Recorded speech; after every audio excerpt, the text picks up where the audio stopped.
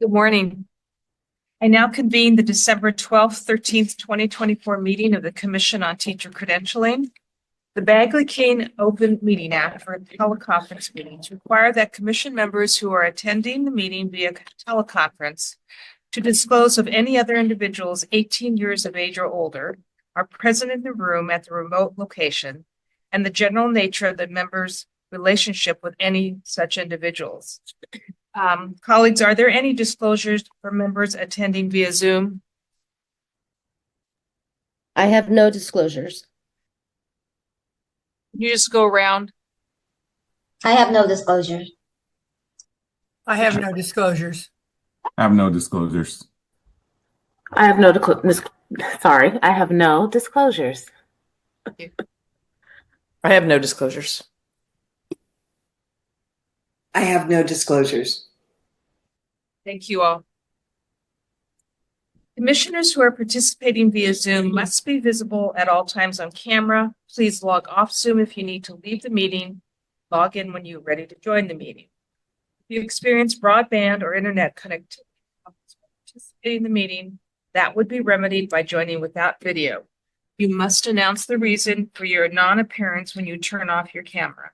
We'll now take roll call. Recording Secretary, will you please call the roll? Annette Brown. Here. Catherine Wins Brown. Here. Martinez. Present. Earl Cotton. Here. Juan Cruz. Here. Christopher Davis. Present. Michael De La Torre. Anna Marie Francois. Akita Quino Shire. Present. Johanna Harwick. Present. Platt. Present. Al Hill. Present. Bradley. Monica Martinez. Here. Shireen Powry. David Simmons. Here. Wang Yuzoff. Present. Thank you. Commissioner Davis, will you please lead us in the Pledge of Allegiance?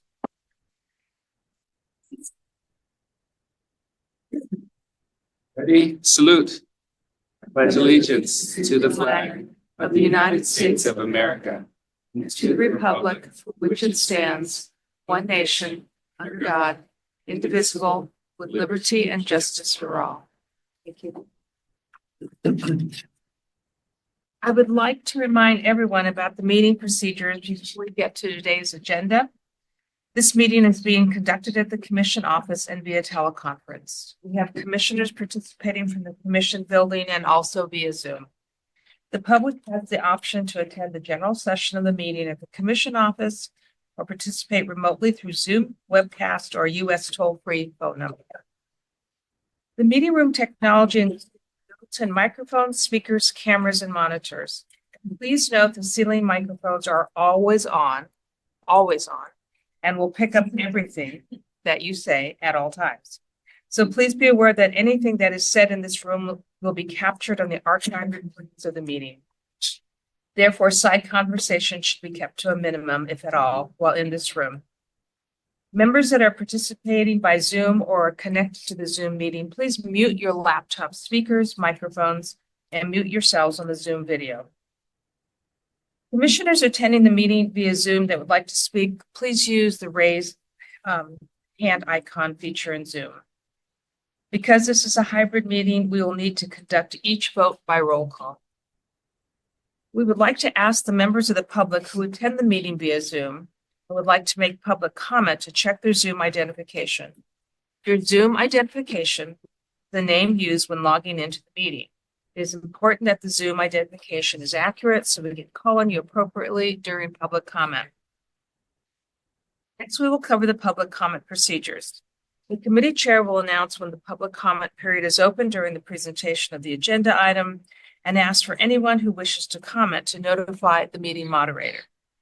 Individuals who attend the meeting at the Commission office will need to submit a request to address the Commission card to the meeting moderator. The meeting moderator will notify the individual when it is their turn to speak. At that time, the individual will be able to approach the podium and share their comments. Individuals who join the meeting via the Zoom webcast will need to click on the raised hand icon to inform the meeting moderator that they would like to speak on the item. The moderator will notify the individual when it is their turn to speak by calling their Zoom ID. At that time, the individual will be prompted to unmute their microphone and will be able to share their comment. Zoom ID name used by the members of the public to join the Zoom meeting will be displayed to the public when the individual provides public comment. Individuals who join the meeting through the U.S. toll-free number will need to press *9 on their phone to inform the meeting moderator that they would like to speak on the item. The moderator will notify the individual it is their turn to speak by calling their phone number and will allow them to unmute their telephone. Will be able to share their comment. Please note only a personal phone number will be displayed to the public when the individual provides public comment. Public comment is limited to 2 minutes per speaker to speak on a particular agenda item. We ask that you keep your remarks brief and focus on the particular item you're speaking to. Please note this meeting is being recorded. After the meeting, the archived audio and video will be available via the Commission's website. So let me begin by welcoming Daryl Hill to the Commission as the ex officio representative of the Association of Independent California Colleges and Universities. Commissioner Hill served as Dean of the School of Human Development and Education at Pacific Oak College, where he brings over 25 years of educational experience to his leadership role. A passionate advocate for educational justice and equity, he combines scholarly expertise with extensive practical experience to advance diversity, equity, and inclusion initiatives in education. Research centers on teacher preparation, research practice partnerships, and academic achievement, with additional focus areas including adverse childhood experiences, student motivation, educational administration, special education, and urban education. Most recently, his leadership as co-interim vice president of academic affairs helped secure an unprecedented 10-year accreditation for the institution. Good for you. Beginning as a classroom teacher, working with diverse populations in special education, middle school and high school settings, he progressed through the roles as principal, district administrator, and assistant superintendent before transitioning to higher education. His teaching experience encompasses undergraduate and graduate programs, academic development, and workforce training initiatives. A respected voice in education, Commissioner Hill has contributed to academic literature through articles and a book chapter. He has developed curriculum for adult education workforce programs and led academic missions for international graduate students. He currently serves on the board of directors for the Boys and Girls Club of Pasadena. He maintains active engagement with key professional organizations, including the American Educational Research Association, the California Association of African American Superintendents and Administrators, and the Council of Exceptional Children. He is a member of 100 Black Men of Los Angeles and formerly co-chaired Diversity and Cultural Competence Committee of the International Society for Traumatic Stress Studies.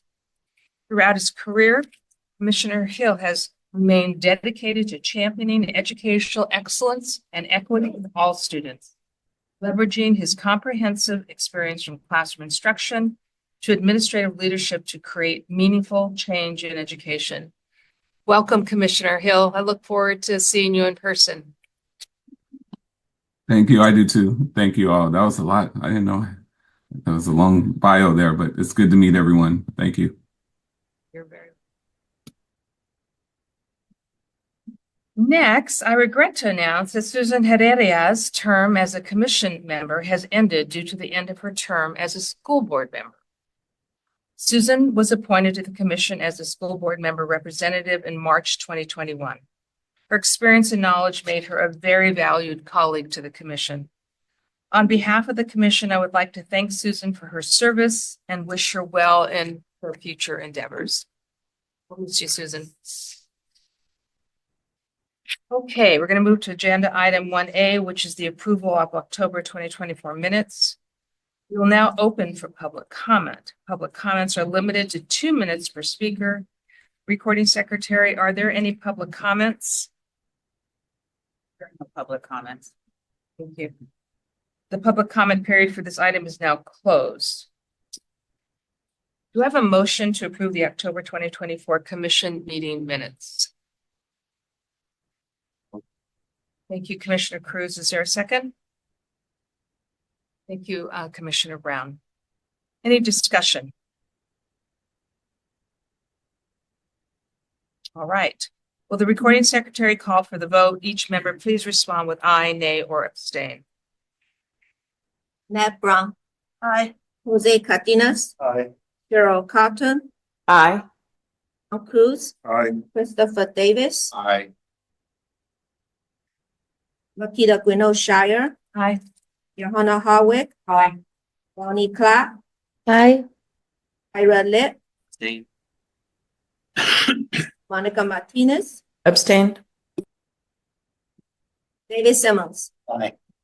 Huang Yuzoff. Aye. Motion carries. Thank you. Our next item is 1B, approval of the December 2024 agenda. Please note that we will complete all general session items today, and Friday will be the closed session meeting only. I'd like to start the certification committee today, no later than 10, if at all possible, commissioners. Let's keep that in mind during our reports. We will now open for public comment. Public comments are limited to 2 minutes per speaker. Recording secretary, are there any public comments? There are no public comments. Thank you. The public comment period for this item is now closed. Do I have a motion for December 2024 agenda? Thank you, Commissioner Hartley. Is there a second? Thank you, Commissioner Davis. Any discussion? Okay, the recording secretary call for the vote. Nat Brown, Aye. Jose Cardenas, Aye. Cheryl Carlton, Aye.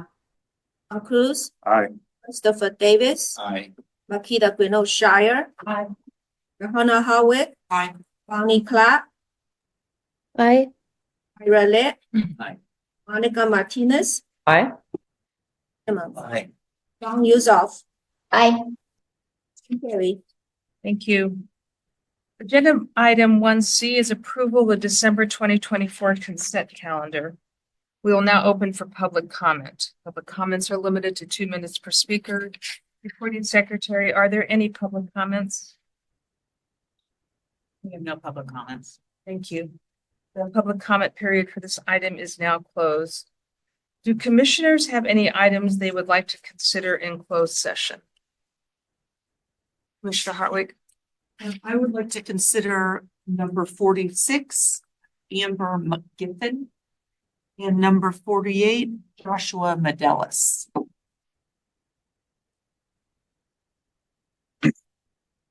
I'll call on myself. I would like us to consider number 38, Kaiser.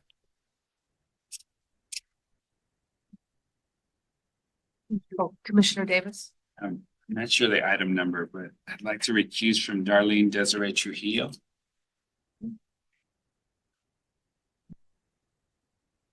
Looking at our Zoom calling. Yes, Commissioner Klatt? I would like to recuse myself on item 46, Amber McGiffin.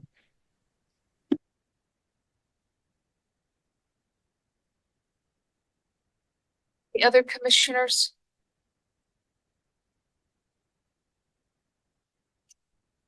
Okay, thank you. Do I have a motion to approve all remaining items on the consent calendar? Commissioner Davis, is there a second? Commissioner Brown, thank you. Will the recording secretary please call for the vote? Nat Brown. Aye. Jose Cardenas, Aye. Cheryl Carlton, Aye. Juan Cruz, Aye. Christopher Davis, Aye. Peter Gwinnett Shire, Aye. Johanna Harwick, Aye. Bonnie Clark, Aye. Ira Lit, Aye. Monica Martinez, Aye. David Simmons. Aye. Huang Yuzoff. Aye. Motion carries. Thank you. Good morning again, colleagues. Although a month has passed since the most recent election, I want to share my reflections about what has happened and what we can expect. Like many of you, I have taken time to grieve and worry about our collective future. But I also know that we have work to do together as a nation, focusing on the shared things that matter, and that which is in our control is what I'm choosing to do.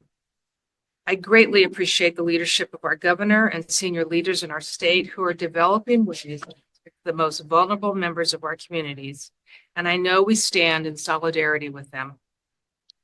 As chair of the board of the American Association of Colleges of Teacher Education, or AACTE, I, along with our interim CEO, our new CEO, Dr. Cheryl Holcomb McCoy, wrote a brief piece for our members after the election that I'd like to share with you, as I believe the sentiments and commitments that we made at a national level apply to our work in the state.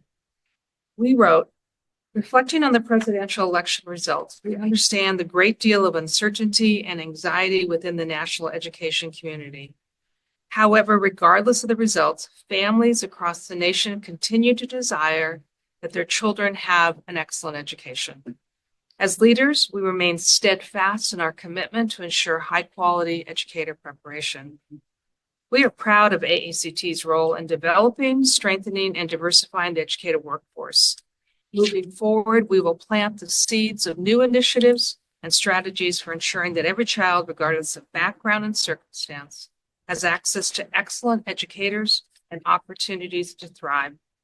Those seeds will give us the power to lead educator preparation for the future.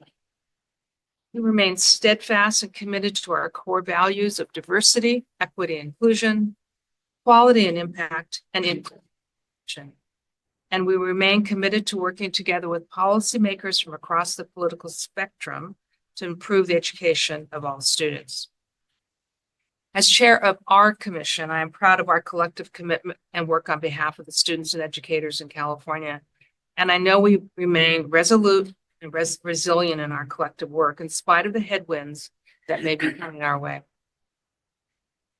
As we find ourselves in the season of gratitude, I want to thank all the commissioners for your thoughtful and caring work over this past year and for the work that you do every day in your schools, offices, and community spaces to support California students and educators. I also want to express my gratitude for our colleagues who attend every meeting in person or remotely to provide testimony and input to our work. You are valued partners, and we look forward to our future collaboration. I also want to give my heartfelt thanks to the commission staff and to our executive director, Dr. Mary Vixie Sandy. You and your team continue to work diligently, thoughtfully, and with heart, all in service of our students and educators. And on behalf of all of us, I thank you. So now I'm going to give an overview of Mary's evaluation. As you know, every December, we take the time to evaluate our executive director, which is our responsibility. And so I'm pleased that 14 members, 17, replied to the survey. That's a very decent response rate. So thank you for those of you who did that. And I will hound the rest of you next year. As you know, general competencies assessed by the survey include vision, mission, and strategy, achievement of results, people management, program management, commission and staff relationship, commission meeting management, external liaisons, and public image, and then other expectations we might have of Dr. Mary C. Sandy. In addition, we were asked to provide Dr. Sandy's 3 major strengths as a leader and possible areas for the development of skills or knowledge. Dr. Sandy's evaluation results reflect a very, very favorable assessment of her leadership this past year. The majority of her performance ratings and comments are extremely satisfied and very satisfied. She also received satisfied and cannot assess ratings. Her greatest strengths include her understanding of our vision, mission, and strategy, achievement of results, program management, and some other expectations we had of her. I want to just briefly highlight a couple of comments that I think underlie the survey results. Mary is steadfast in her commitment to carry out the vision and mission of the commission. She is thoughtful in her approach and is highly skilled in making complex issues comprehensible. Mary's clear understanding of the mission and strategy, coupled with her ability to develop and implement action plans, is very much appreciated. Dr. Sandy is well versed in the commission's mandatory responsibilities, and she has the insight and awareness of what is needed in the field. She stays engaged with the issues that surround education and continuously works on ensuring that California's educated workforce is being supported for the children of the state.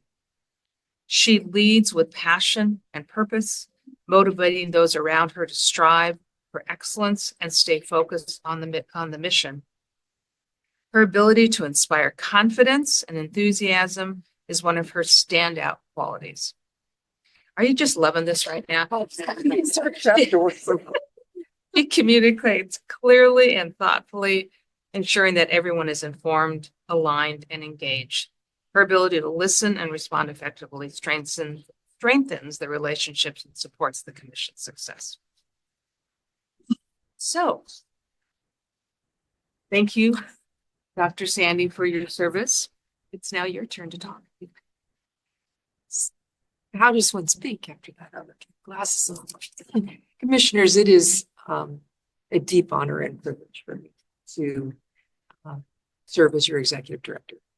Last month, I started my 15th year in this role.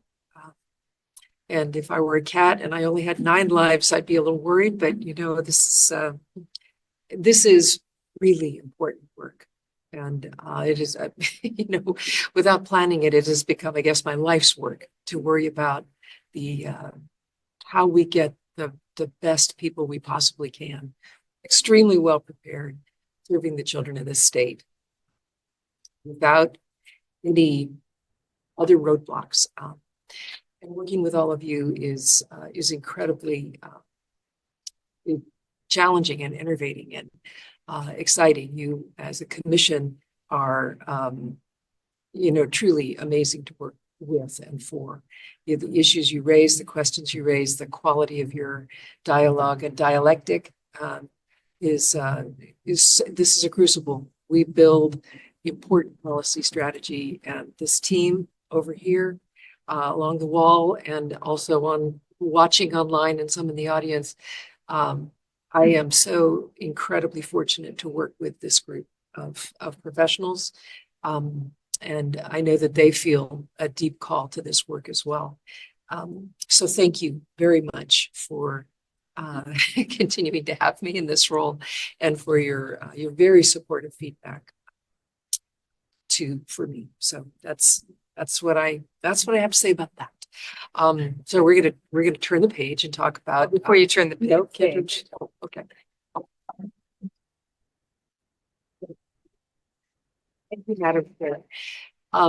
You know, in that vein, we have an interesting agenda today that has kind of culminating work for the year for a number of things, or work that is midway but ready to launch into next year in some really big ways. I'm very excited to have our certification team present the latest dashboards around workforce. They've made enormous strides with our IT team and with, you know, just within the certification and agency, you know, brains to move so many of the things that we have on paper and then we read in reports into some visuals that help us to really see where issues and trends are, which can only help us plan for the work. That's been a labor of love for several years, and I'm excited that we have the opportunity to share that with you. Of course, we have our annual report on accreditation this year, another huge endeavor for us, and an endeavor that has had some additional strategies moving alongside of it, which is the Senate Bill 488 certification of programs for literacy. And Cheryl and Aaron are here on their feet and ready to bring an update on all of the work that they've been doing and coordinating for us and coordinating with the field to get something like about 250 programs ready for review and ready for certification under Senate Bill 48. This is a very, very big project that will, in the next 6 months, be done. You know, are we ever done? So we have on your consent agenda, because our agenda had, you know, only so many hours in our day. There on your consent agenda, we have some reports on some of our grant programs, which again, culminating work where we are up to the moment with distributing funds to create pathways to teaching and to support the workforce coming into the work. And that's really critically important work. Kara Mendoza's in the back with her team, and they truly, it's another huge labor of love that getting these funds out to the door and reporting on it to just understand what our impact is. We have a report also from the new Technical Assistance Center for Residencies, which is exciting to think about how we're moving it to the next step of regional engagement, regional partnership and collaboration between higher education and local education agencies to get this program so instantiated as a pathway into teaching that it's normal and it's normal and available. And moving that alongside the apprenticeship work is work that is currently on the boards that we are looking at how to braid these things more closely together. And of course, no meeting would be complete if we didn't have work on performance assessment. So the annual report on all of our performance assessments that have been approved is on the agenda today. We will have representatives from each of the performance assessment programs. We also have our new senior director of policy and improvement. No, is that what it is? OPI. The Office of Policy and Improvement and Continuous Improvement. It's so new, I can't remember the names together there. But Adam Ibrahim, who joined our team 6 weeks ago as a staff member, and prior to that as a contractor, has been working with our work group to review the design and implementation of teaching performance assessments. I think we've had 4 meetings. We're getting ready for our 5th meeting, which starts right after the start of the year. That thing is rolling in this room with some extraordinarily thoughtful people. And Commissioner Brown has been with us. Commissioner Francois has been with us. I think those of you that have an opportunity to come or watch and listen, this group is really grappling in some very important ways with how can we improve upon the system for candidate experience, for program experience, et cetera. So we're very excited to present this agenda to you and recognize that it as a year end and the pause before we start 2025, there's a lot that we can be proud of and a lot that we'd like to present and hear back from you about as we get ready. So thank you. That concludes my report. Thank you, Mary. Do any commissioners have items to report?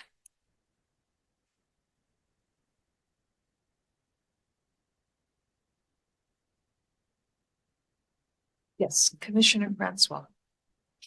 Thank you. I'm looking for the button in the little. It's right up there. Everybody, it's wonderful to see everybody this morning. I just had a couple of thoughts listening to your report this morning. And I too want to extend my deep, deep gratitude for all of my fellow commissioners, all the commission staff, and all of the folks who come in to give testimony before us. I go in and out of seasons of very deep gratitude. And this past weekend, I was fortunate enough to be back in one of my motherlands. I'm from 2 different motherlands.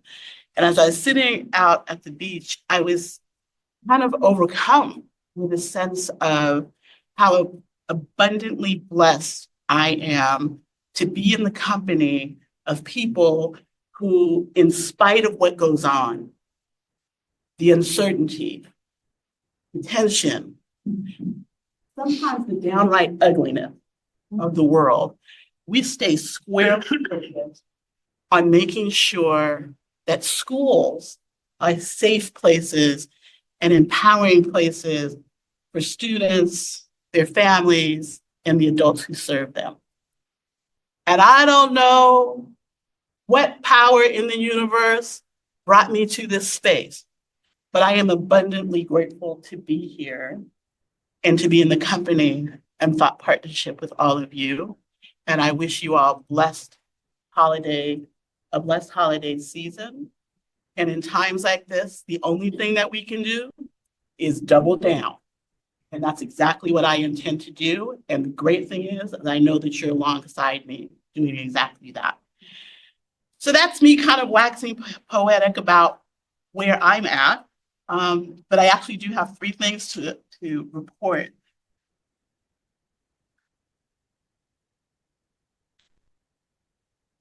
The first, and this is on behalf of me and Commissioner Poverty, who will be here later on this morning, I want to report that the UCCQ Collaborative for Neuroscience, Diversity, and Learning has officially launched a statewide platform called Araya Learning that hosts course content that can be used in teacher preparation programs, induction programs, and professional development.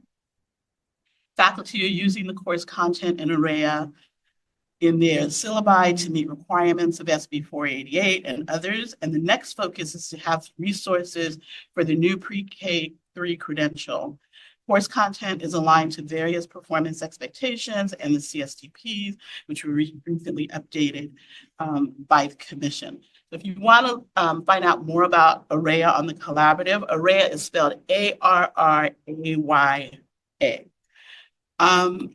I also want to kind of give a shout out to UC Berkeley, who just got a grant to expand their bilingual program at their campus. You often hear me talk about how any one system or segment of the education enterprise can't do everything, and that we have to operate within an ecosystem of professional learning development and support.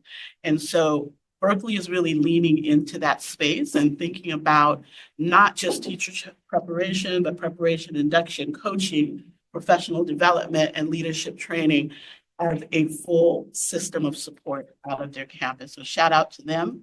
And then lastly, I just want to say, I was reminded last week that as we respond in our individual campuses to whatever comes up recently as a result of the recent election, it's the faculty and students that we really put our laser focus into, primarily our students. And I was in a meeting and it occurred to me that none of it happens, just like none of it happens here, without the support of the staff. And so I've been thinking a lot about how faculty and students get the shine and staff are back there cheering, even if they never get the shine. And so in addition to my gratitude to the CTC staff, I want to give a shout out to Stacy Young, who is a single subject coordinator for the Masters of Arts in Teaching program at UC Irvine. She was recently honored as a PBS Southern California local hero for advancing social justice in education. And that is not her day job. So shout out to Stacy and to all of us who do the good work that we're paid to do, but also that is our passion and that we do just because we know it's the right thing. That's all I have for today. Thank you, Francois. All right, I'm looking around the table. I'm looking our Zoom colleague. Cheryl, thank you. Commissioner Cotton.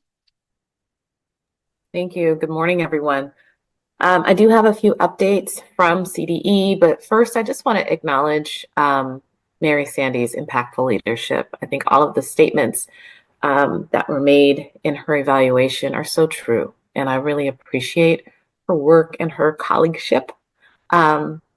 She's truly a gem in this agency, but for our state agencies as well. So thank you, Mary, for all of your work.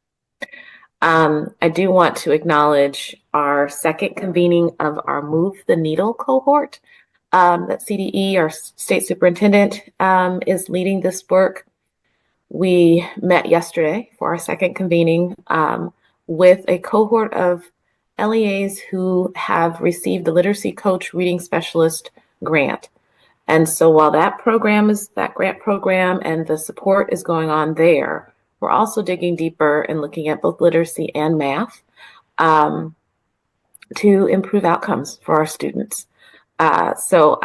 Yesterday we heard from Compton Unified School District as well as Kings Canyon Joint Union School District. We also heard from on some amazing work that they're doing in improving test scores for students and really digging into what does that look like on a day-to-day basis? What are you doing? Being able to have opportunities to have LEAs share the work that they're doing with their partners. Oftentimes in education, we feel very siloed, and the work that we're doing is just our work, and we're doing the very best that we can. But once we tap into the brilliance of our colleagues as well, we're able to really make changes for our students. We also heard from Dr. Tessie Bailey as well as Dr. Michael Hebert, who talked a little bit more about how systematic focus on writing instruction impacts LEA in student achievement. And so it was a really good session yesterday. We're looking forward to the next one coming up in, I believe, the end of January. I do want to report, as I have been, on our national board for professional teaching standards certification, our incentive and our subsidy program. So the national board subsidy application, it opened on September 3rd. It's still open. As of December 5th, we received 1,359 subsidy applications for the 24-25 National Board Certification Cycle. And about half of these applications are new applicants wanting to start certification this year. That is really exciting to see these numbers grow. The 24-25 subsidy application will close on January 10th at 4 p.m. So please make sure, if you're getting the word out to folks, please share that. The subsidy program will cover up to $2,500 of the cost for certification for teachers working in high priority schools. For the incentive program, that application period opened on November 1st. As of Thursday, again, 1,267 incentive applications were received. There's 37 new applicants. So folks who have national board certification and are working in high priority schools are able to receive an incentive of an additional $2,500 a year, over 5 years. And so it's definitely a boost and a acknowledgement of the work that they're doing, again, for our most vulnerable students. I also want to highlight that the preschool, transitional kindergarten learning foundations were released. CDE with our early education division released the foundations earlier this month. So really excited that those are out. I see Katie is nodding her head. She's excited about her early learning focus. But we're excited to have those standards have been released. Finally, I just want to lift up that the Universal Design for Learning training will be happening on December 16th through our Diagnostic Center for Northern California. It's one of the programs that I oversee, but we will be supporting folks around learning and understanding universal design. So that is it for my updates. Thank you. Commissioner Cotton.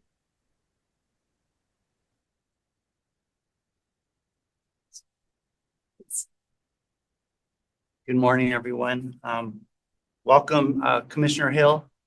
We were happy to have you here with us, and we hope to see you in person at some point in time and get to meet you. Also, welcome to my fellow commissioners, staff, and members of the public, and also to our student liaison, Amber Olmos, who's here with us today as well, in person. So welcome for being here. I had the pleasure of attending the CASC conference in October. I think I mentioned it briefly on the last meeting, but I just wanted to talk about it because it was an opportunity to really engage with not just school counselors, but also there were teachers there were administrators, there were people from all educators from the field, and there was over 100 workshops. And it was almost like a homecoming for me because I hadn't been to it for quite some time. I used to be on the board, and we had so many speakers, but one of the award ceremony was for Dr. Trish Hatch. If you don't know Dr. Trish Hatch, she founded the Ask a National model, one of the founding members. and she was given the Loretta Whitson Lifetime Award. And there was people that just converged from all over the country really to honor her. She even had a White House convening at San Diego State a few years back, really to highlight the work of school counselors, but also the collaborative nature that this has to continue to go moving forward. Selfishly, in our district, the California School Counselor of the Year was Jordan Blevins from Stockton Unified. So she was also honored. And there were also advocates of the year, Dr. Caroline Perry from Long Beach State. And there was also administrators of the year. So there's all of these professions that, again, came and were honored. But one of the things that really stood out was Governor Newsom actually gave an address to all the school counselors. And he talked about the work of school counselors and the work of educators. But he also highlighted a program called Cal Kids. If you don't know much about Cal Kids, it's an opportunity to really start funding for our students for higher education. And so that was something that was really presented. Then we got the opportunity to listen to Dr. Manny Scott. If you don't know Dr. Manny Scott, he's one of the original Freedom Writers. If you've ever seen the movie or read the book, his speech, the way he talked about his life was just very inspirational, but at the same time, very humbling. He talked about the struggles he's gone through, the struggles that our students go through to this day, and a reminder of why we're here. He just talked about the power of educators, how we are here, how we have an opportunity to transform the lives of our students. And if you were there, you would have been like many of us. We were all in tears. We were laughing. We were up and down with emotions, just the emotional roller coaster. The way he was able to make us recall why we're here in this profession and remind us why we continue to do this work. I often say it's the adults that get in the way of the work at times, but we have to remember why we're doing it, right? So one of the things that I've been able to do just recently is I've been able to attend a lot of advisory councils with many of our counselors, with our parents, with our students, and I get to see what students say. I have little first graders, fourth graders, eighth graders telling us, this is what we need. And the thing that I keep hearing is they need to build relationships with the adults. They need to build those connections. They want to know that somebody cares about them. And they want to make sure that they want to learn, right? But they don't say that up front. They just they want to have fun. To me, when someone says they want to have fun, I want to do it in a meaningful way. And so we have to remember that with our students when we're doing this work. We have to remember at this point in time in our lives really to show as much compassion as possible to one another. Because like our chair has mentioned, like we have to build a collective future. We're all really doing this work together and we have a responsibility to one another. So just really please continue to lift each other, inspire one another during the season and beyond. And just know that when we do this work, we may not always agree, but we will always try to come with a solution that's best for our students, for our candidates, and for this field. So thank you very much for my time. Thank you, Commissioner Calvin. Other commissioners, Commissioner Davis. Morning, everyone. And again, in the season of gratitude, I wanted to give my deepest gratitude to everyone who participates in these meetings and contributes in any way to the success of them, because our participation in these proceedings help elevate our public schools in California and help us to do this work. And we appreciate every single individual who takes part in that. I wanted to just, again, give that shameless plug to National Board Certification. We got score release just this past Saturday. And I'm proud to say at Stanford, we have some, in our BIPOC cohorts, we have double-digit new MBCTs. And so it's very, very heartening to be able to announce that, considering the data that comes, the very little data that we get that comes from National Board, it doesn't always look so favorable when it comes to teachers of color. And so to know that we're doing that work and we're moving forward with having these very, very highly qualified and accomplished teachers in our highest priority schools is just like a dream come true. It's the work we're doing here around this table. It's the discussions, the robust discussions that we often have here. And I'm just proud of all of those new MVCTs. Thank you. Thank you, Commissioner Davis. Right, looking around, any other commissioners? Do any liaisons have a report to make? Yes, Liaison Rodriguez, please.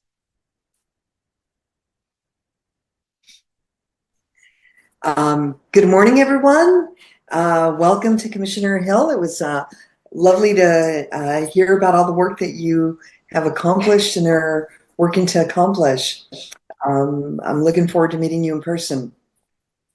I have one update from the November State Board of Education meeting. Since July, the board has been conducting study sessions to hear from and discuss how to support LEAs and 21st century students. One area of board interest has been discussing how other states and California LEAs have established the portraits of a graduate to develop buy-in and direction towards supporting young people to become successful citizens after high school graduation.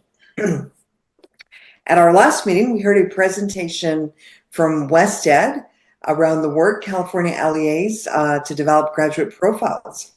According to the research, there are at least 54 LEAs who have developed such profiles. Processes can vary and ideally include student and even broad community input and staff professional development.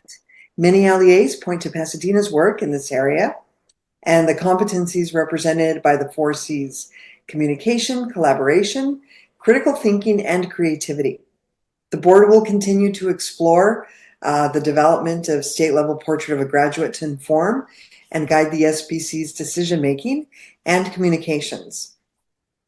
The updates have been shared by Commissioner Cotton on the National Board Incentive Program. Congratulations to all who certified and all who maybe missed the mark a little bit, but will continue to work toward this professional achievement. I applaud you, and I know that it's a wonderful reflection of our work. So that concludes my report. Thank you. Thank you. Yes, please, Liaison Olmos. Good morning, everyone. My name is Amber, and I'm the student liaison for this academic year.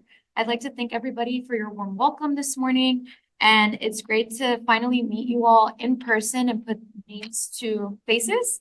And this is also a really great incentive to finish my finals on time, so thank you. So just in terms of my responsibilities that I shared in October, I have completed the student subcommittee application, and I'm currently drafting a promotional flyer. I hope to launch this committee, or this application, I should say, Monday, January 13th of next academic year. Once again, the objective is to increase the graduate student voices that are represented here in the commission. I want to ensure that multiple educator preparation program students' voices are heard as well as their needs. Upon selection, I will host monthly Zoom meetings to discuss pertinent topics and needs that will later be shared with you all during these meetings.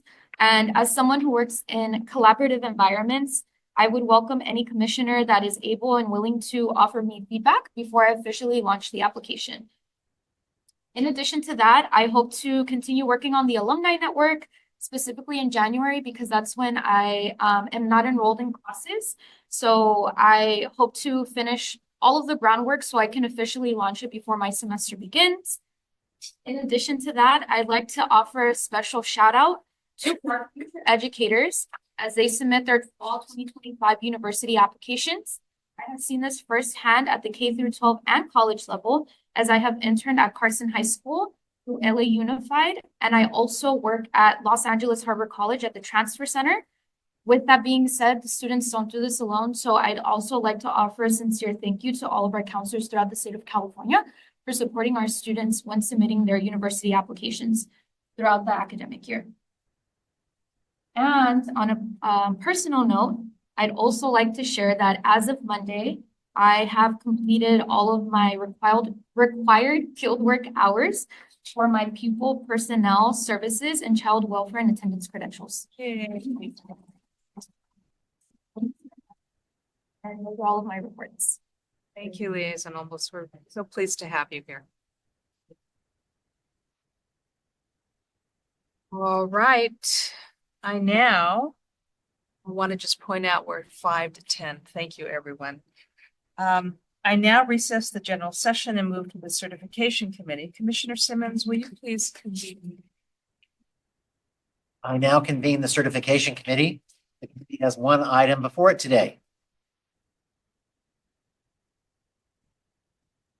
Item 2A, enhanced assignment monitoring and educator workforce data dashboard.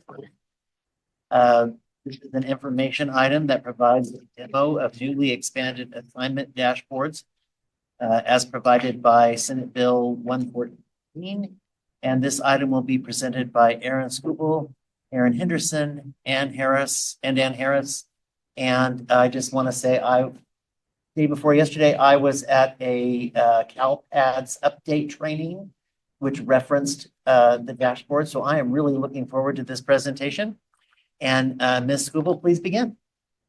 All right, thank you. Good morning, commissioners. It's been a while since I've been up here, but I'm a little nervous today. So that just tells you we've got something exciting for you. This item presents brand new data dashboards that have been built by these ladies sitting here with me today. Erin Henderson, who is my deputy director in certification, and Ann Harris, who's the program manager of the assignment monitoring program. These dashboards present never before seen workforce data for teacher assignments, focusing on the preparedness of the workforce and providing insight into how LEAs are assigning teachers across the state. Before we begin to explore these dashboards, I'd like to give you some background on data collection and reporting related to teacher assignments.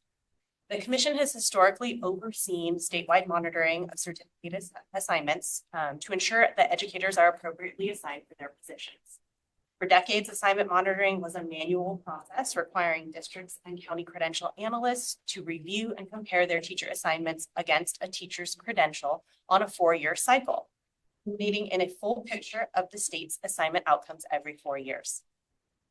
Then in 2020, the legislature acted to streamline monitoring into an annual data-driven process that compares the California Department of Education's CalPads assignment data with the Commission's credential authorization data through the California Statewide Assignment Accountability System, or CalSAS for short.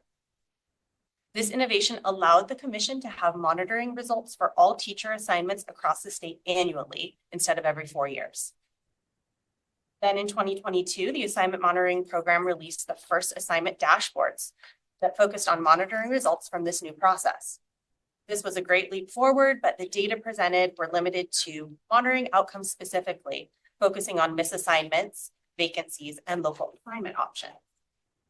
These data points are really useful when evaluating the credentialing compliance of LEAs. However, these measures don't address factors regarding the preparation of the workforce, and they don't really present a full picture of the workforce when considering factors related to teacher shortage. So most recently in 2023, Senate Bill 114 added a provision that expanded the scope of the Commission's reporting authority, allowing us to present holistic data on the educator workforce, providing insight into all educator assignments. This expanded authority allows a view into the quality of preparation for each teacher serving in the state and provides great insight into the overall health of the teaching workforce. So at this point, I'm going to hand the presentation over to Erin Henderson, who will provide you with a demonstration of these new dashboards. One thing to note before Erin begins is that the dashboards are not yet published on our public website. So our goal here today is to share them with you, commissioners, share them with the public, and receive any feedback that might be offered on the dashboards prior to publishing. So with that, I'll hand it over to Erin. Thank you. Okay, so there are 3 separate dashboards that I'm going to walk you through today. But before we dig into them, let me start with the common features that they share. So first, the main goal of visualizations is to demonstrate the number of fully prepared versus underprepared educator assignments. And furthermore, we're doing it through color coding. So fully prepared is our gold standard. So up here, we have this gold apple, and every fully prepared assignment is going to be represented in that gold color. And then over here, there is underprepared in blue. And fully prepared represents an assignment in which an educator has completed preparation for 1, the setting, 2, the subject, and 3, the student population served. And underprepared assignments are represented in blue again, and they represent an individual who has not completed preparation in at least 1. And if you forget that along the way, always hover over the legend, and it will give you an explanation of what fully prepared is. Followed on. Also, there are various filters at the top of each dashboard. This dashboard pretty much sums up the majority of them, so I want to walk you just through a couple of them. There's a select school type, so that allows you to filter between traditional and charter schools. As you can see, the picture changes. Classroom setting allows you to look at the setting, including teacher, career and technical education, general education, special education, and those non-classroom based or support assignments, which are primarily services. And then also there's a year filter. There are 3 years that you can select from this dashboard, but it will always default to 2022, the most recent year. And also if you are, what we're looking at is state picture, but if you would like to target a county, a district, or a school, you can also do that. Okay, and finally, these dashboards are focused on educator assignments and not educators. And this is really important because one educator can have several assignments. Think of a high school teacher who might have several periods throughout the day. And even further than that, that educator might be prepared in some of those assignments, but underprepared in other assignments. So when you look at the visualizations, think assignments, don't think educators. Educators are noted. You might notice this up here sometimes, but it is never the focus of the visualizations. Okay, we started with the assignment preparation view. That's what we're on right now. It's the landing page of the dashboard. And this one is focused on the overall preparation level of assignments in the state. So first, there are these quick reference boxes up top that show you represent the number of assignments on the left and the distinct number of educators on the right. So as it stands, without filters, this visualization is about 1.5 million assignments and about 372,000 individual educators.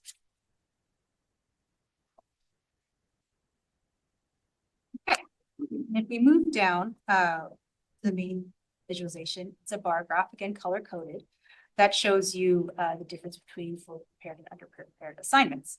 However, it goes into more detail, showing you the category, because there are different levels of preparation. And so you can click on any of these boxes to, again, change those quick references right off the bat. So if you wanted to look at credential teachers assigned out of field, you can see that it is, comprises 276,000 assignments and 22,000 educators.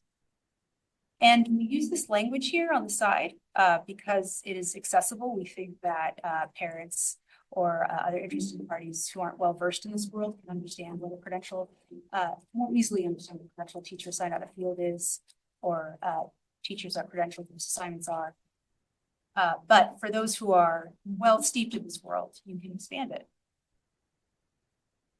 And then you can see what the specific preparation that is contained in these buckets includes. So fully credentialed teachers, that is of course a clear credential assignment is staffed by a clear credential holder, a preliminary holder, or someone authorized on the basis of 80005B, which requires a clear credential.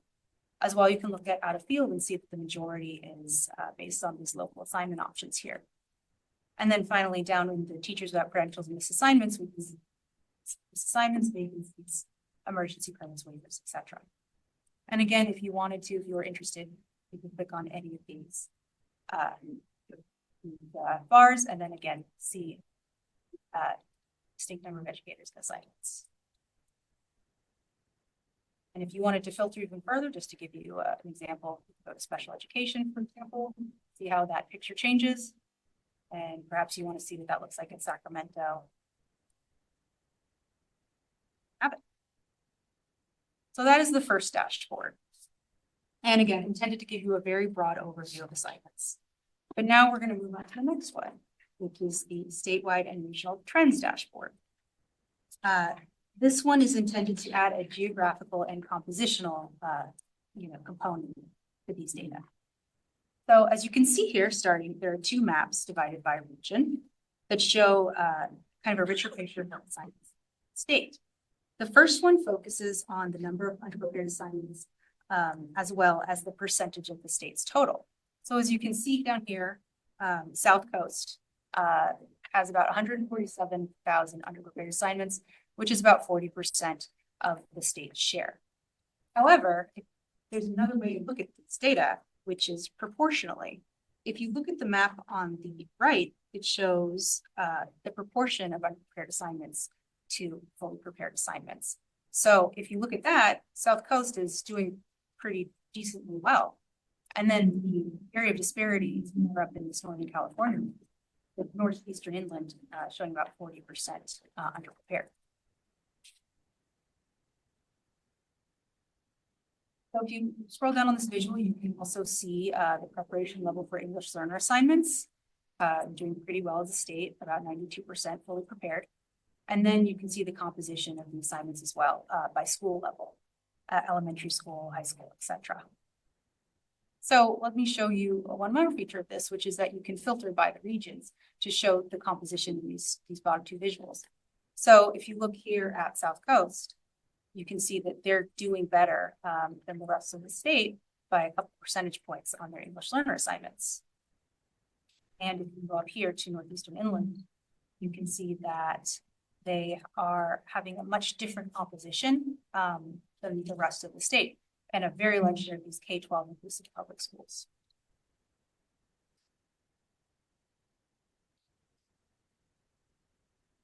Okay. So now we know the general make assignments from the first board and where underprepared concentrations are in the second. And now we can get very granular and jump to the third, which provides information on assignments down to the subject level.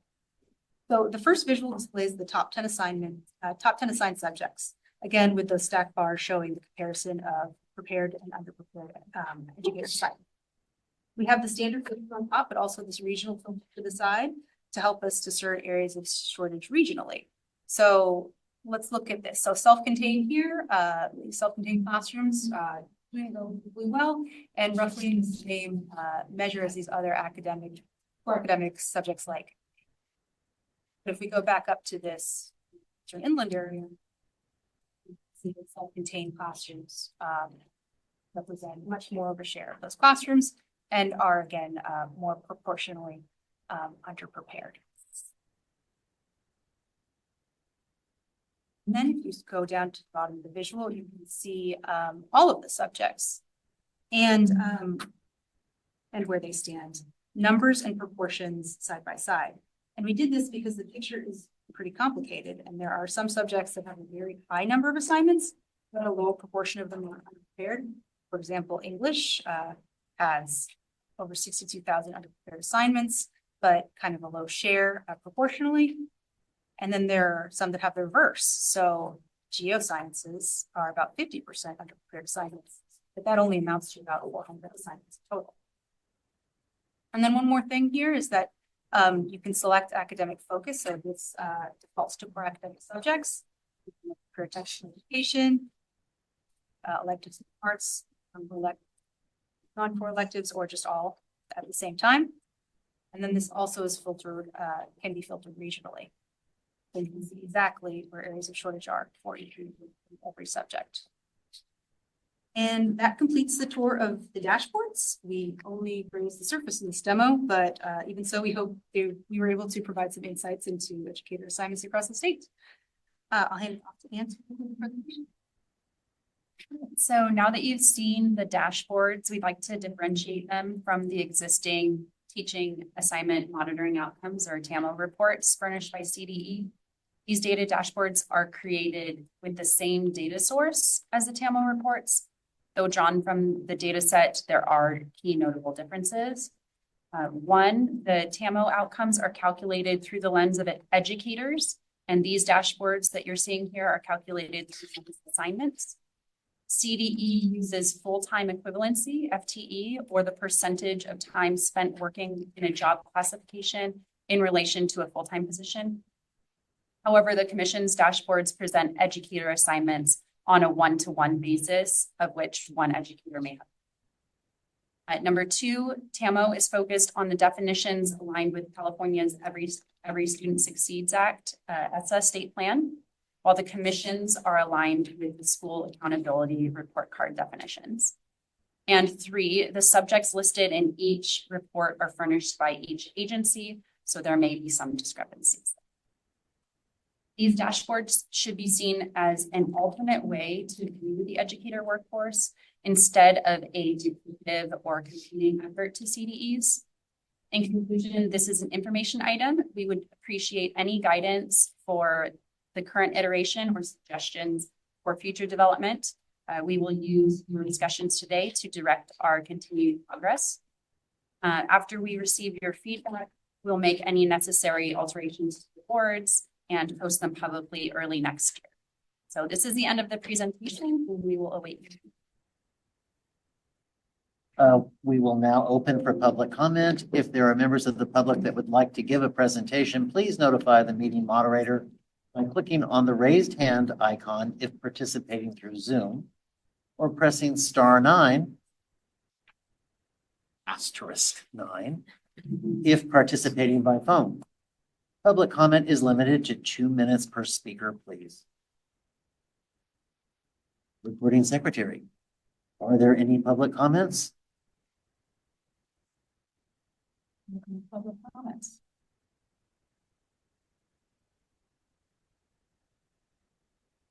The public comment period for this item is now closed.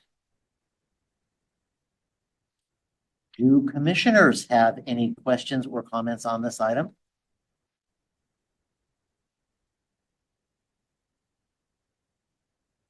Commissioner Hartwig. Yes. Good morning. First, I just want to say thank you. This is extraordinary to me. Very accessible, clearly a massive undertaking. And I'll just say sort of as a broader comment, I think I've served on the commission 6 years now, and the level of granularity of data that we have been provided over those years, the development of that has been really significant. I mean, it was at a good level when I came in, but now just the follow-up to provide this level of accessibility to the data that we collect is really impressive. And I'm excited both for us on the commission, for professionals in the commission, but also for all the people in the public who are interested in this at the district level. I can imagine all sorts of school boards are going to be interested in this, school district professionals, et cetera. So thank you, because I think this is very, very helpful and very interesting. And I'm looking forward to looking at, you know, some districts that matter to me and so on in depth. Small, a small design suggestion. Could we go back to the initial dashboard, the first one that you showed us?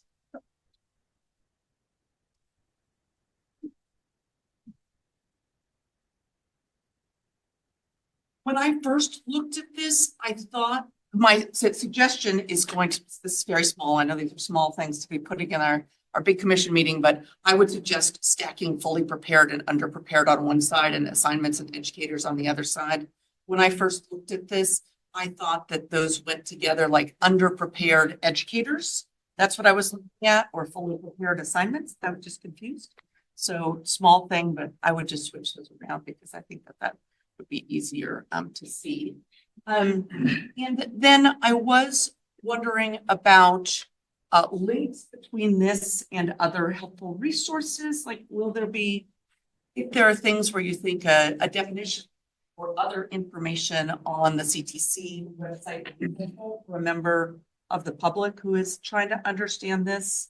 Maybe you guys already are doing that, but that would be useful. And then to your comment about how this relation, or your explanation of how this relates to the Tamil, yeah. I I think that would be great to have that explanation somewhere or a link to those reports somewhere where it's just easy for people to understand. But otherwise, I'm looking forward to using this. Thank you for bringing it to us for feedback. Yeah, just to clarify, we will be building out web pages related to these dashboards. And so we will have a glossary of terms and some introductory and explanatory language related to each of the different dashboards. So yes, we are planning on doing that. Thank you very much for that.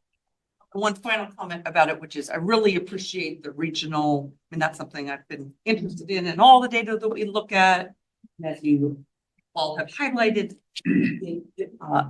surfaces, some differences that we wouldn't have known about. So thank you for doing all the geographic breakout too. That's really helpful. Thanks. Anybody else?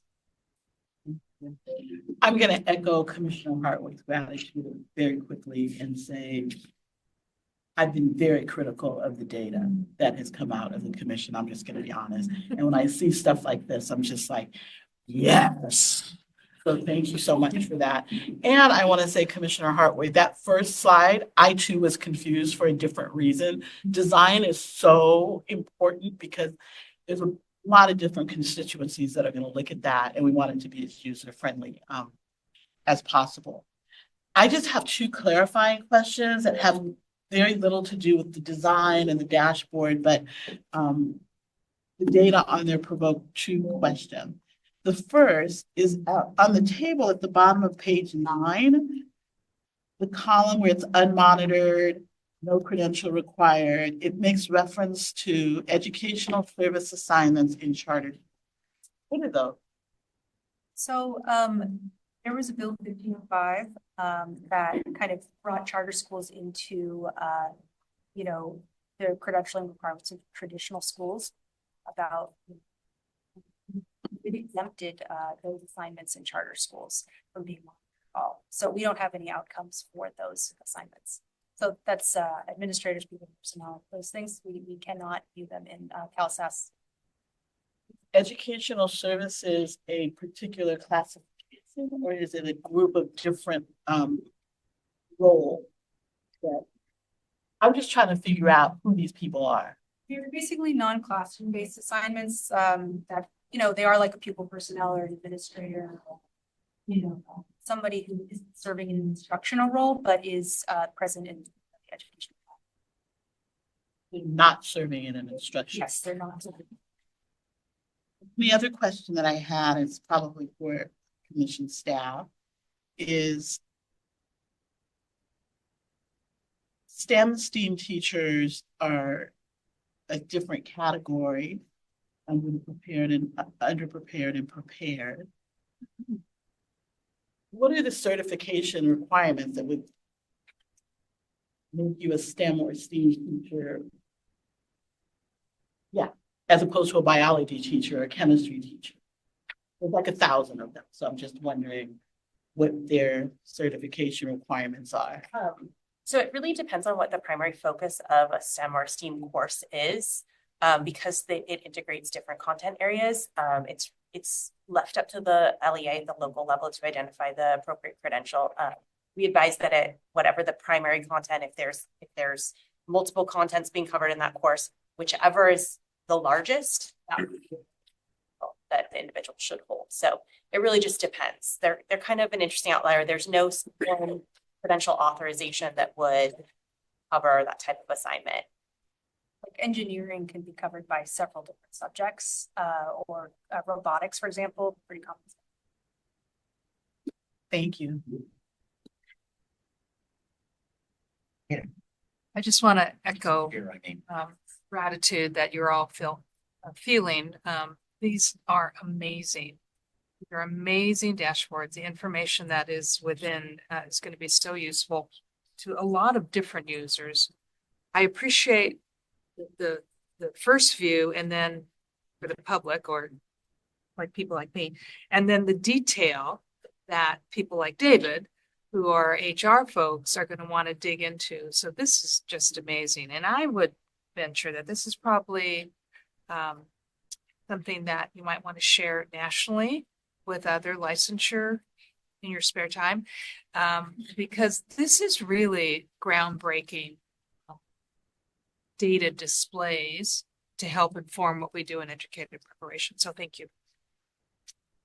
I know David's excited about it. And Commissioner Cotton. I just first want to say thank you to Erin and her team for this great work. We, CDE and CTC, are tied together in this through CalPads and in our federal reporting as well. One question I have is how can the Commission and CDE continue to collaborate to ensure alignment and consistency between the new dashboard and the TAMO data outputs? So creating a coherent view for the educator workforce while avoiding confusion among users and policymakers. That's my biggest concern, because I think we've created something that makes great sense, but it sits within a reporting system that is not necessarily aligned.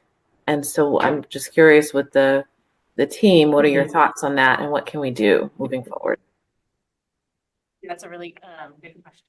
And I'm happy to say that we have been collaborating with both CDE and State Board of Education as we work through of these dashboards.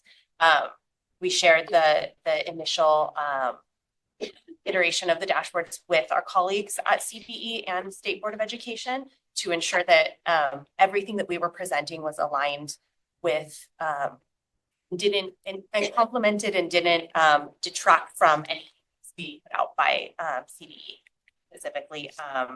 And as well, upon advisement from the State Board, we utilize the SARC definitions in our dashboard to ensure that we're using that same language to describe the different preparation levels for teachers. So we continue to have that dialogue, and any future iterations of the dashboards, we will continue to ensure that our colleagues at those other state agencies can have the opportunity to identify any issues that might be caused inadvertently through the different data collections and sharing.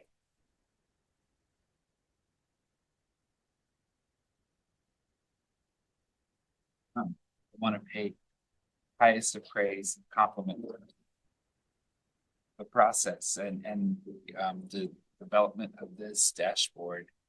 Data is important, and I too am pretty critical of a lot of the the numbers and the percentages that we see published.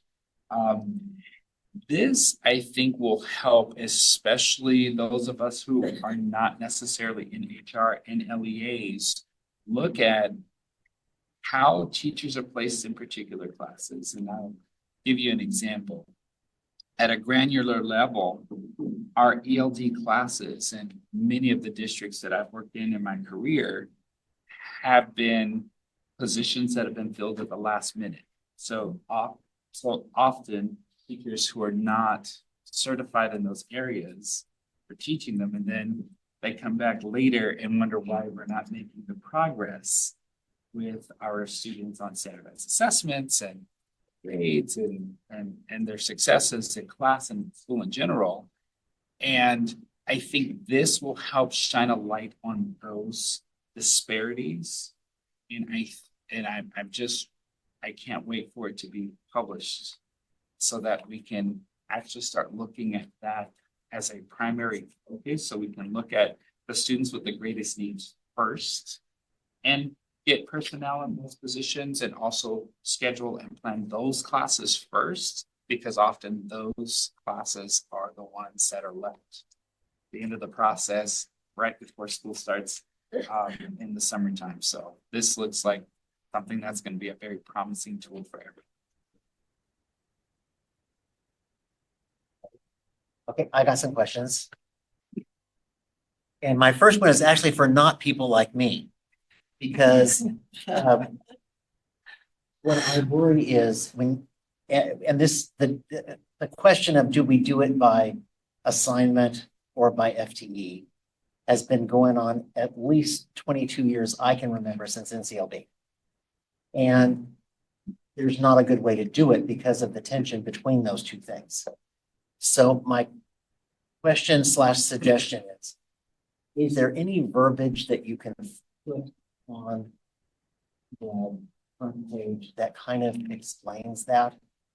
Because what could end up looking like is, okay, Oxnard Elementary School has all highly qualified teachers, and Oxnard Union High School high school district does not.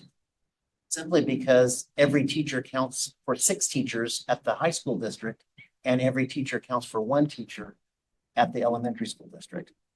So, and I think for people who use this kind of data, including of all people, real estate agents, That's true. it would be helpful if there was some kind of explanation of that. I also have a question on the category that says teachers without credentials, semicolon misassignments. What does the semicolon mean?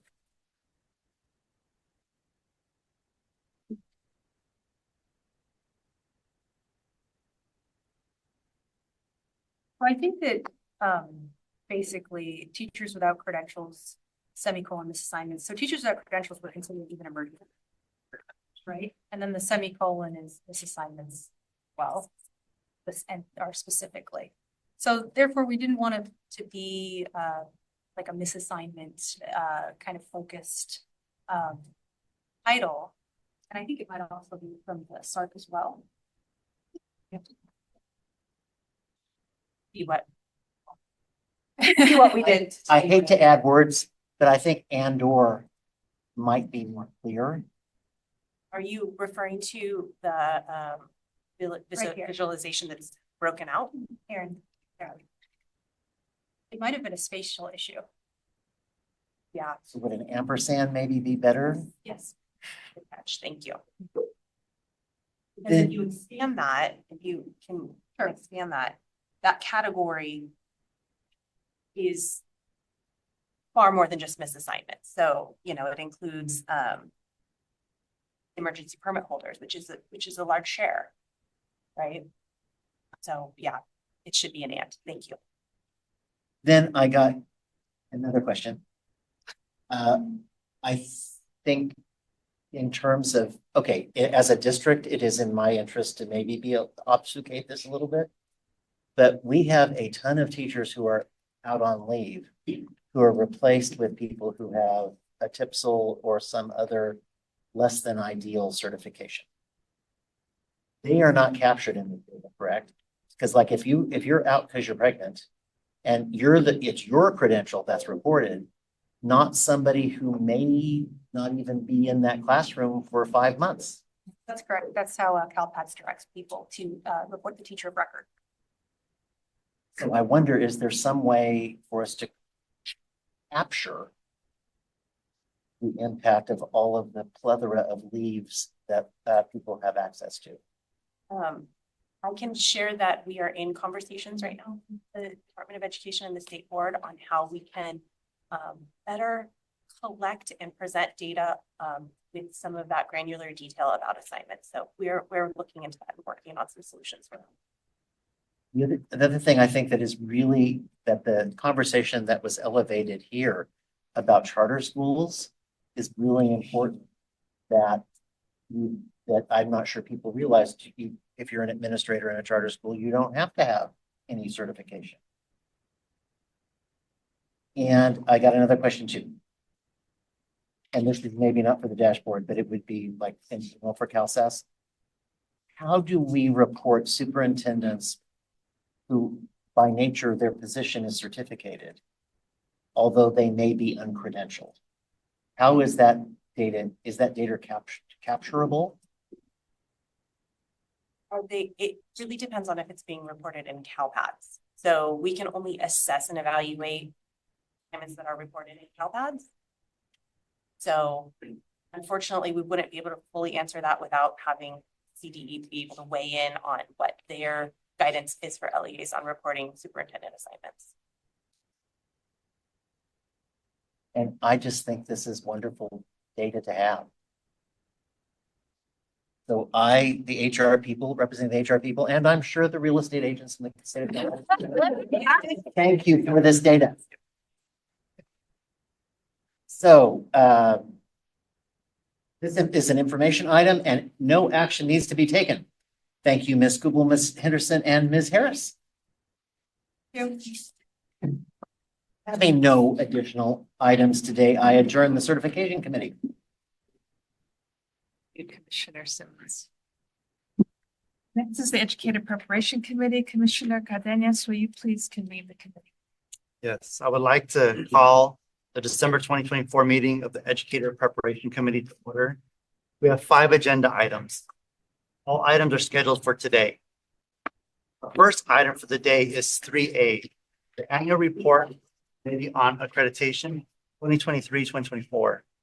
This item is being presented by Robert Freely and Patrick McKee, co-chairs of the Committee of Accreditation, and Aaron Sullivan and Cheryl Hickey. The information.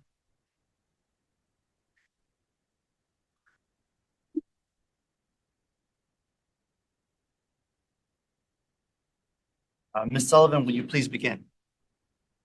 I will. Thank you. All right. Good morning, commissioners. Oh, we also have Patrick McKee, sorry, on. Yes, great. There he is. Good morning, commissioners. So this morning we are pleased to present the annual report of the Committee on Accreditation. This report represented each year in December, or presented each year in December, provides the Commission and the public with important information on the accreditation activities and actions of the committee for the previous year. This is a valuable opportunity for the Commission to engage with its appointed body that makes accreditation decisions, for the 252 institutions approved by the Commission to currently offer over 900 educator preparation programs in the state of California. Joining Cheryl Hickey and I this morning are the current co-chairs, Robert Frelly with us here in person, and Patrick McKee, who is joining us via Zoom. Katrina Chakowski, the previous co-chair whose name appears on the letter at the beginning of the report, was unable to join us today, but I just want to express how grateful we are for the time that she gave us in service as co-chair of the COA. In the 23-24 academic year, the COA considered accreditation for the 32 institutions in the blue cohort, as well as 7 institutions with follow-up required from their site visits in 2023, which included 2 site revisits and 1 provisional site visit for an institution in the initial institutional approval process. Our co-chairs will go into greater detail on that work in just a moment. In addition to COA activities, the report also highlights activities of the Professional Services Division staff. This includes conducting reviews of both general and program-specific preconditions for the 75 institutions in the yellow and violet cohorts, a process that typically spans several months. Staff also facilitated program review and common standards review sessions that bring together hundreds of volunteers to engage in this peer review process and provide crucial feedback to institutions in year 5 of the accreditation cycle as they prepare for their site visits. Staff supported 3 new institutions in the initial institutional approval process and helped shepherd 27 new ed prep programs through the initial program review process, including 4 brand new PK3 programs. The IPR team, that's initial program review, also led the way on developing and implementing a process for new programs to respond to the literacy standard and TPEs. Staff provided support to institutions, submitting data for the annual accreditation data submissions, refined data dashboards, and provided extensive support to institutions and programs through technical assistance that included weekly scheduled office hours, webinars, and also one-on-one assistance. Finally, staff, led pretty much exclusively by Cheryl Hickey, developed the process to ensure that over 230 programs would be appropriately and thoroughly reviewed during the certification process, which we will cover more deeply in the next agenda item. So with that, I'm pleased to turn the presentation over to the COA co-chairs. Thank you, Erin, and pleasure to be with all of you today, commissioners and staff. Thank you. Always enjoy seeing you once a year.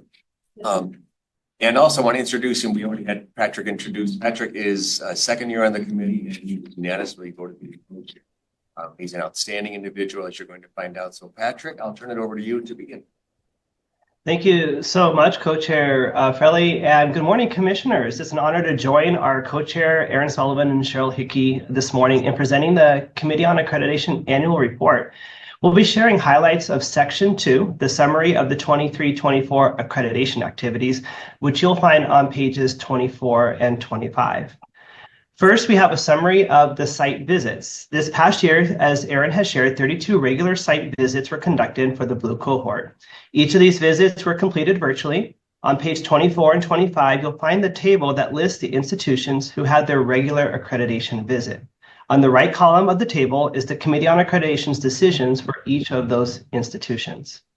It's important to note that accreditation decisions were made by the COA after consideration of the reports gathered at the site visit, recommendations made by the site visit team, and information shared by program leadership and the team lead during the COA meeting. From those visits, 23 institutions, or 72% of the visits, received the status of accreditation. Within that group, there were 5 institutions who were asked for a 7th-year report due to minor issues, but they were still granted accreditation. Of the 32 site visits, 5 institutions, or 16% of those visits, received accreditation with stipulations. This is the lowest level of stipulations an institution can receive. 3 institutions, or 9% of the visits, received accreditation with major stipulations, and 1 institution received accreditation with probationary stipulations. The next section, beginning on page 25, is a table that provides information on the standards outcomes of those site visits. This table lists the institutions where all common standards and all program standards were met for all programs offered by each of the institutions. Of the 23 institutions that received accreditation, 16 of those were found to meet all standards. These are listed at the bottom of page 25 and the top of page 26. The next table on page 26 lists the summary findings for common standards. From a review of the site visit results, the clinical practice standard was the standard most likely to result in concerns or was most frequently found to be not met. You'll note that 5 institutions were met with concerns and 2 were not met. On page 27 and 28 are the findings from program standards. It's often a bit hard to tell the most frequent findings because sometimes the number of institutions offering a program that were reviewed in a particular year is not that high, so we have to be cautious when making a determination from a small sample. With that in mind, on page 28, you'll notice that for the preliminary multiple subject and single subject programs, Standard 5 related to the TPA was the standard most likely to be found with a met with concerns. For many of the other credential programs like education specialists, there are no clear trends in the standards that were most challenging. The only exception is on page 30 for teacher induction.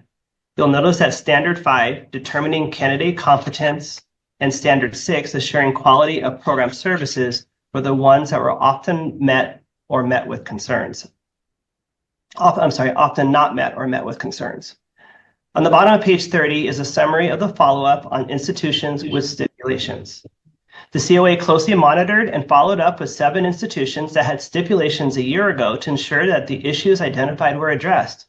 And you'll notice on the table on page 31 that in all cases, the COA was able to remove the stipulations from all institutions, removing their status over to accreditation. So the next section, initial institutional approval, that is going to be reviewed by our co-chair, Co-Chair Fraley. Thank you, Patrick. Moving on to initial program approval, we're now on page 32 of the report. This really was a seminal year. There was a 100% increase in programs being approved. We had 13 during the 22-23 year, up to 27, 23-24 year. And you'll notice that those are listed beginning on page 33.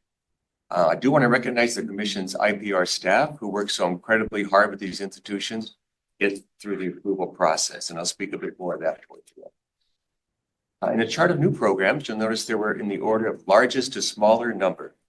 We had 7 PBS programs, some were the child welfare and attendance.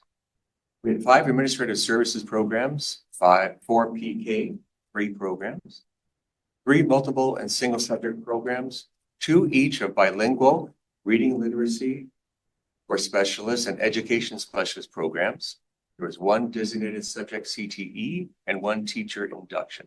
So a nice variety. In addition to new content areas to the single subject, it was dominated by theater and dance being added, with 11 institutions adding one of these and also one institution adding physical education. Coming from the arts world, I am thrilled to see this. My colleagues have been asking for this for years, so I'm very glad to see that we have so many different submitted their approvals or for approval. Subject matter programs. There are no new subject matter programs this year. It's very likely the result of the new ways that candidates can demonstrate their subject matter as a result of AB 130 in 2021. Regarding inactive status programs, there were 10 of them. You'll see this noted on page 36. It's different than a withdrawal of a program when a program is actually closed. So inactive programs, they have 5 years to reactivate.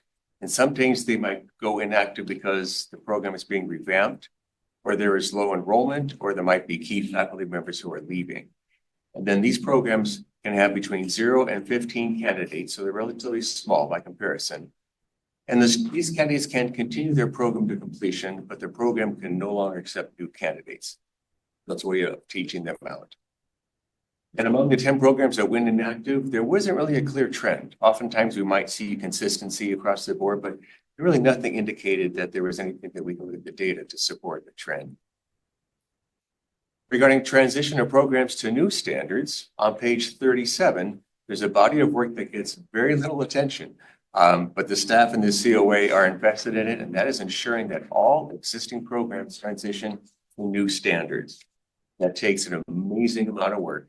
It usually takes a couple of years as programs start to change their curriculum and whatever they might need to do, as you all know, to meet the new standards. It takes time. In 2023-24, staff continue to work with and monitor these programs that had not completed the transition in the prior year. Pupil personnel services, school counseling, psychologist, and social work programs. Those 4 programs total. And also in that year, staff completed the work to ensure that all bilingual programs had transitioned. And there were 47 institutions completing that documentation. All programs for both of these areas have now transitioned fully, and a lot of the credit is due to the staff who helped support them through the process. Regarding withdrawal of programs, only 7 programs were withdrawn the past year, and it's a relatively low number, and you'll see those also listed on page 37. For comparison, in the prior report, we had reported that there were 23 programs that had withdrawn. So at least we're seeing consistency in the right direction. Regarding preconditions, common standards, and program review, I want to mention the vast amount of work that goes into year 1 and 4 of the accreditation cycle. That's a preconditions review. And then year 5 of the cycle, which is program review, common standards review. It's a huge workload for staff and members of the BIR team, and it's an important part of the accreditation process. Regarding preconditions, 2 cohorts are reviewed each year. This year was violet and yellow, comprising 75 total institutions. These are staff reviewed in years 1 and 4, and together there were 900 general preconditions and 1,448 program-specific preconditions that need reviewed by staff. Just like to repeat that significant number: 900 general preconditions, 1,448 program-specific preconditions that need to be by the staff. Tireless work. Common standards. Common standard for 28 institutions in the green cohort, were reviewed. Regarding program review, there are 28 institutions in the green cohort who are also engaged in program review. A total of 119 programs within these institutions were reviewed during program review. So between the combination of program review and common standards review, the commission used about 250 BIR reviewers, and these are all volunteers. Any volunteer who is an expert in the field can do this work. The system simply just does not work without the dedication of this group of people and commitment to quality. And concluding my point here, I'd like to just stress the work of the staff. You always hear how much they work, and it really is true. Getting a chance to know them and work with them over the years, it's just remarkable the amount of work that they get done and the dedication that they can do. I've also often asked Aaron and Cheryl, are you clones? Because I really don't know how they could possibly get this amount of work done. And And lastly, I just want to mention that during my time on the COA, which has been a while, there have been challenges, there have been developments and growth. There's always changes in membership and leadership, which is the norm of the organization of its nature. But I want to say that some things have remained consistent, perhaps even more progressive over the years. And that is the purpose of the COA and the dedication of its members. While upholding the standards and the rigor of the accreditation process, we provide support and guidance from the position of positive intent. We want to ensure the quality and effectiveness of each program is upheld.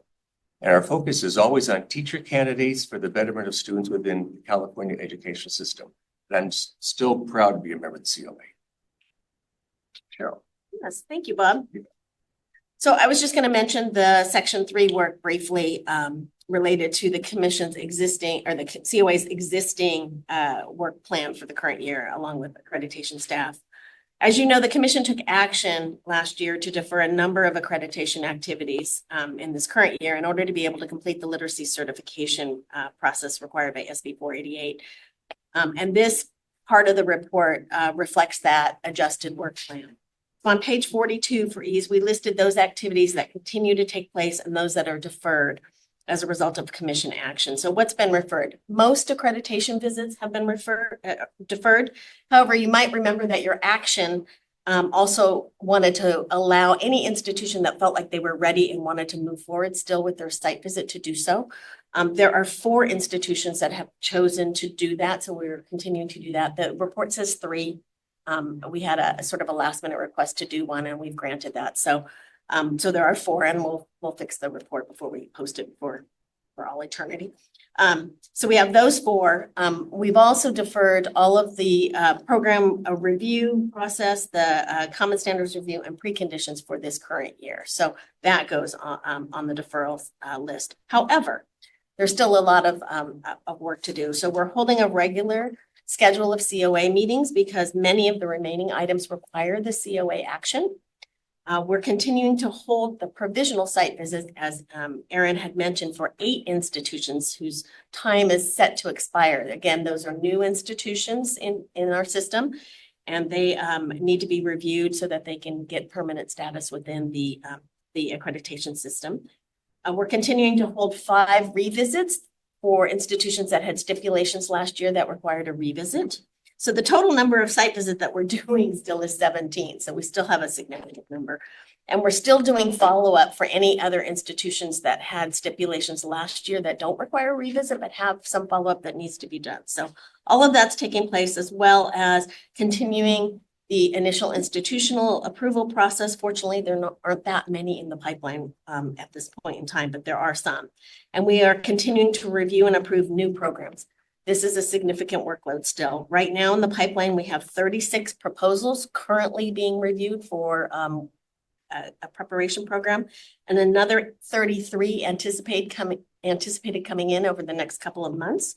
So I just want to, again, thank our IPR staff and all of the volunteers that keep that work moving forward. And as the item says, we're continuing to collect our data. So our accreditation data system is still functioning, and we're collecting data from institutions.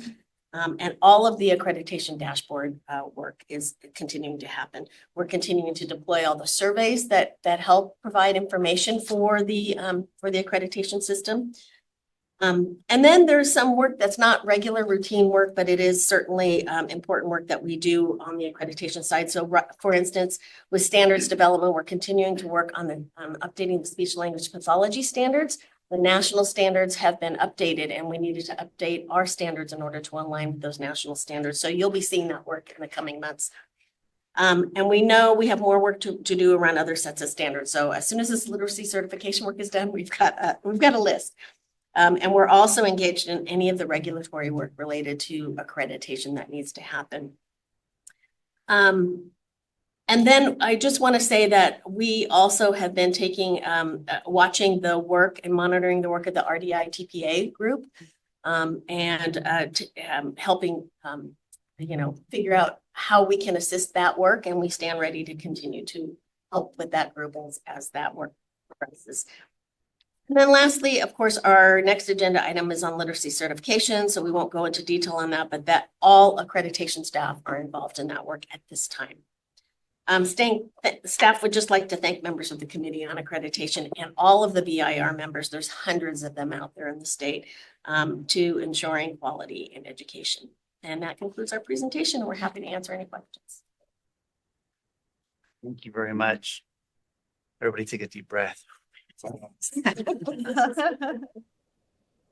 We will now open for public comment. If there are members of the public that would like to make a comment, please notify the meeting moderator by submitting a request card or by clicking on the raise hand icon if participating through Zoom, or pressing *9 if participating by phone. Public comment is limited to 2 minutes per speaker. Recording secretary, are there any public comments? Public comments. The public comment period for this item is now closed. Do commissioners have any questions or comments on this item? Commissioner Davis. As the liaison to the COA, I am proud of this report.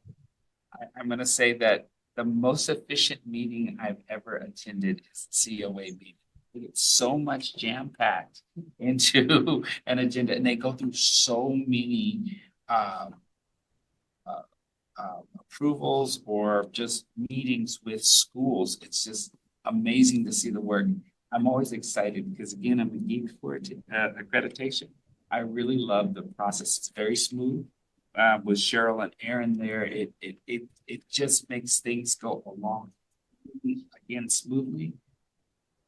If anybody in this body has not gone to a COA meeting, I would suggest zooming in, tuning in, or being present at a meeting, because you'd be amazed at how many of our colleagues via Zoom, for the most part, because we don't get a lot of folks that come in person, come in, and the smiles on faces as programs are put online, brought online, and then folks really doing the work to keep the standards and the rigors high and they're being approved or reauthorized, if you will. And so my report, my comments, I should say, in conclusion, that superstar staff that you all have working in the background that folks say are like these super people. And I do believe it, because the average of hundreds of interviews and just the work that goes into accrediting one particular institution is just amazing. Thank you for your work, and thank you to staff again for the work that they put in toward this effort. Thank you, Commissioner. Are there any other commissioners? Commissioners online? I just want to add my congratulations to the staff and to the co-chairs. As a former dean and faculty member who has undergone these processes, they are rigorous, but what I'm also hearing, I really appreciate your comment, Dr. Fraley, about positive intent. This is a professional responsibility of the commission and our education colleagues, but we do it with support, high rigor, quality, and support. So I want to thank the staff and the members. This is just an amazing report. I love hearing about this. Commissioners online? I see any other commissioners?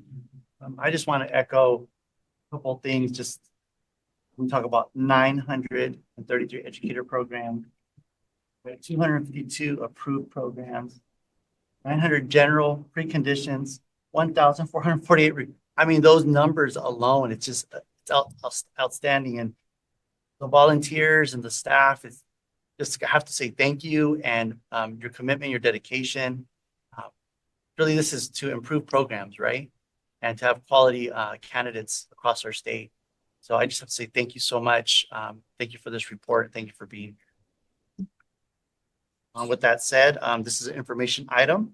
No action is needed at this time. So again, just give my thanks to Mr. Fraley, Mr. McKee, Ms. Hickey, and Ms. Sullivan. Yeah. That said, we'll move on to our next item. Everybody still with me? Sure. Our next item is 3B.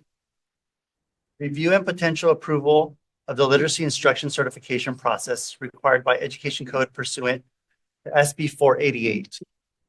This item is being presented by Aaron Sullivan, Cheryl Hickey, and Miranda Gutierrez. This is an action item. Ms. Hickey, will you please begin? Thank you. Good morning, commissioners again. Thank you for taking the time this morning to discuss the literacy certification process required in SB 488. We're taking this task very seriously, and it's our hope that the process that this item outlines demonstrates solidly fidelity with the statute and will accomplish what was intended with the certification provision in the Ed Code. Aaron is going to provide some background about the requirements in SB 488, and then I'll cover the submission requirements so that you have a really good sense of what institutions are submitting to demonstrate their compliance with SB 488. And Miranda will then talk about the review process. We'll end with Aaron clarifying what is needed from the commission for consideration and action. And I would just like to say this is an important moment. We have just begun the review process over the past month or so, and we're well into this work right now.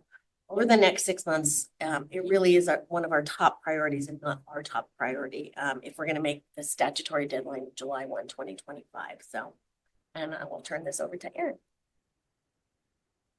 All right, so in this item, Cheryl, Miranda, and I are providing information to you on the development and deployment of the literacy certification process, which is required by Senate Bill 488. Senate Bill 488 required the commission to do a number of things. One of the requirements was developing what is now our literacy standard and literacy TPEs, which has been accomplished. It also required the development, pilot testing, field testing, and implementation of our literacy performance assessment to replace the RECA exam beginning July 1, 2025, which is currently well underway. And the last piece of SB 488 was the requirement that the commission certify applicable teacher preparation programs are in compliance with Education Code 44259, E, 4A, and B. And that hopefully is the last time I will say that whole section. But that language is actually posted for you at the top of page 2 in your item. So this section of code focuses on very specific components of literacy. So while programs have been required to integrate the full literacy standard TPEs beginning July 1 of 2024, literacy certification focuses only on the specific components that you see in the agenda item printed there in the Ed Code at the top of page 2. And staff worked very closely with commission leadership, the commission chair, supporters of SB 488, and the statewide literacy co-director at the California Department of Education to assure that the full and appropriate focus for the literacy certification work was being identified and met. Literacy certification is required of all preliminary multiple subject and PK3 programs. I will say though that the PK3 programs, because they're new, they all were required to provide evidence demonstrating alignment to the full literacy standard and TPEs in order to be approved. So they were some of our first folks to go through that really complex, dense, full literacy standard. Also required to respond to literacy certification, however, are all preliminary ed specialist programs. So that includes mild, moderate support needs, extensive support needs, as well as deaf and hard of hearing, visual impairments, and early childhood special education. So in all, this work encompasses 97 total institutions and approximately 239 programs. And I say approximately because there are numerous and distinct pathways through which these programs are offered, including student teaching, residency, integrated educator prep, intern programs, and each of these pathways must be reviewed to ensure that any distinctions within the pathways in literacy instruction coursework is in compliance with statute regarding literacy certification. So with that, Cheryl and Miranda are now going to walk you through the details of the submission requirements, the review process, et cetera. And so I will go ahead and turn it over to them. Cheryl? Yeah. I'll try to make this as brief as I can, but I want to make sure that you are comfortable with what was provided. So given the numbers of programs outlined, so the 239 programs plus the new programs that needed to be certified and the many variations of the pathways within those, we really need to determine, when we started this, what approach we were going to take. So we really considered two big approaches. The first was have all programs submit all the evidence for the entire standard 7 and TPE 7 for every program that required literacy certification. Or the second option was to follow the statute really closely and to determine what parts of standard 7 and TPE 7 would satisfy both the letter and the intent of the statute.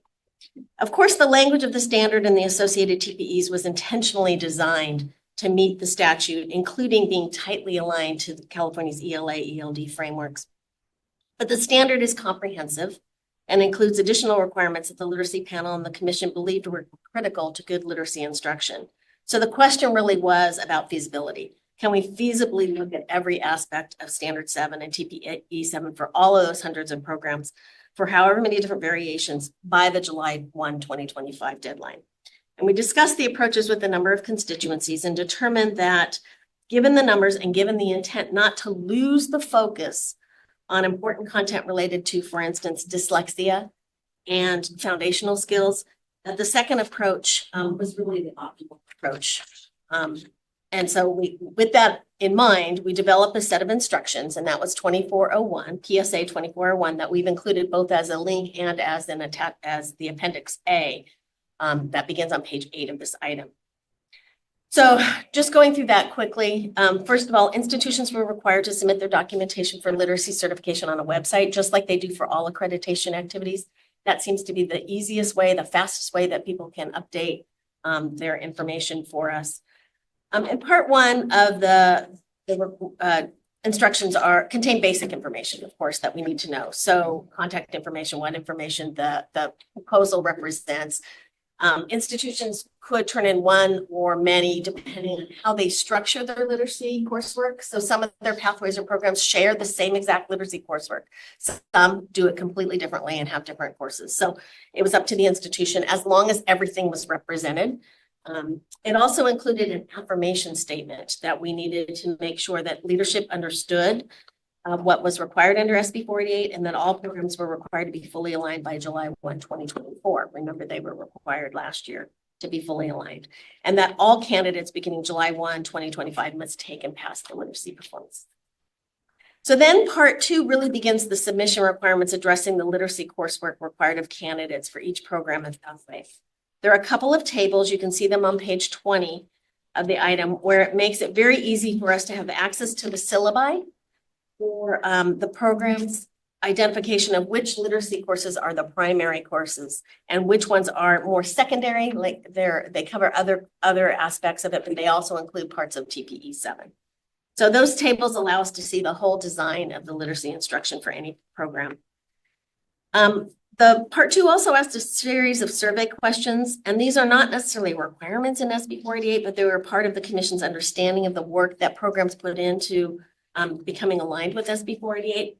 So for these questions, we're ensuring that the program has responded, and we're also capturing the data so that we'll be able to tell you how programs did this work. Then the commission consultants are reviewing parts of part 2 for the external reviewers, which Miranda will go through in a minute. These survey questions are represented in 2.3 through 2.6. And those questions ask about process, ask about how the literacy faculty were informed of SB 488, whether professional development had been provided, how mentor teachers were informed so that they could be supportive of candidates in clinical practice settings, and then how individuals with expertise in multilingual and English language were involved in the process. So again, those are like survey questions that we're gathering the data for you that we hope to be able to present to you at one point. 2.7 then begins really the look at the curriculum. The item asks the program to provide links to parts of the syllabi that demonstrate that the ELA, ELD frameworks are a central component of the program. This is one in which the commission consultants are reviewing preliminarily, and then the external reviewers will review it more deeply for content. If we move to part 3, 4, and 5, I'm just going to summarize these. All are similar, but they focus on different content based on the subsections of 44259, B4, A, and B. So these are the areas that the external reviewers will be responsible for reviewing. And we use Nancy Brynelson of CDE and the staff that were involved in the literacy panel work to identify for each statutory area which parts of the commission standard or TPEs were most directly and primarily addressing this statutory area, and therefore which part we needed to see evidence for. So for all 3 areas, we follow the same basic structure. First is what's in your course content that covers those areas. Second, about clinical practice. And remember, it's really between coursework and clinical practice. The institution really has to cover all of the TPEs within the arc of the program. And so we were looking at both coursework and clinical practice. And then it also asks for information that is provided to the PK-12 district partners to make sure that things are occurring in clinical practice. And then what information was distributed or given to candidates so that candidates are aware. So given that framework, for instance, part 3 addresses a very specific subsection I1 of Roman numeral 1 of 44259B4. And that's the study of organized systematic explicit skills, including phonemic awareness, direct systematic explicit phonics, and decoding skills. And it goes on to define direct systematic explicit phonics. So again, in 3.1, we identified the entirety of TPE 7.5, which is the foundational skills TPE. And we asked the institution to tell us where they give that information, that content. 3.2 is ask for a narrative. It's the only place where we ask for a narrative on the standard is in the foundational skills. We don't ask for it in the other 2 areas. And then 3.2 addresses clinical practice and asks for direct links to how candidates practice foundational skills in their clinical practice settings. So it includes asking for how a program has communicated to the districts, whether that's an MOU or something else. Ask them how to provide some links to their candidate handbook so we can see to make sure that candidates are aware of what's required for literacy instruction. So part 4 follows the same structure, but it's about it's the subsection 2 of that 44259B4A, which is about strong literature, language, and comprehension with a balance of oral and written language taken straight from the statute. And again, Nancy and the panel staff helped kind of define and look at these. And then lastly, part 5 combined the 2 remaining sections of the statute, which is about ongoing diagnostic techniques and early intervention techniques, and it includes the California dyslexia guidelines in that section. So Appendix C through F, you'll just see those are the tables we pre-populated for programs so that they can use those. And each of the institutions are completing those based on the credential that they offer. So before I turn this over to Miranda, I just want to reiterate that it was really important to ensure strong fidelity to SB 488 in determining the submission requirements. And we tried to make things as explicit as possible and as transparent as possible to instill confidence. Miranda. Thank you, Cheryl. Since the October 4th deadline, staff have been working through the review process to meet the statutory deadline of July 1st, 2025. This included establishing a 4-phase review process. This 4-phase review process will allow for a thorough and expeditious review by individuals with literacy expertise. Staff identified elements within the literacy certification process that do not require extensive literacy knowledge, and staff are supporting the review of those components so that external reviewers can focus on the areas requiring literacy expertise. So phase 1 of this process included an initial intake of each institution's submission.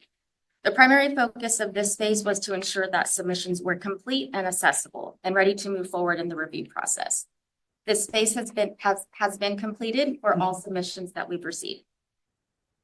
Phase 2 is being completed by commission consultants and includes a review of specific elements within the submission. Like phase 1, this phase of the review allows staff to identify any issues or missing components and notify institutions immediately so that they can be addressed quickly and continue to move through the review process. The table on Appendix In Appendix B on page 57 outlines what institutions were required to submit for the certification review, and who will be reviewing each element. Consultants are currently reviewing submissions to see that they include literacy courses and that the program sponsor has had a process for making program revisions based on the requirements of SB 488.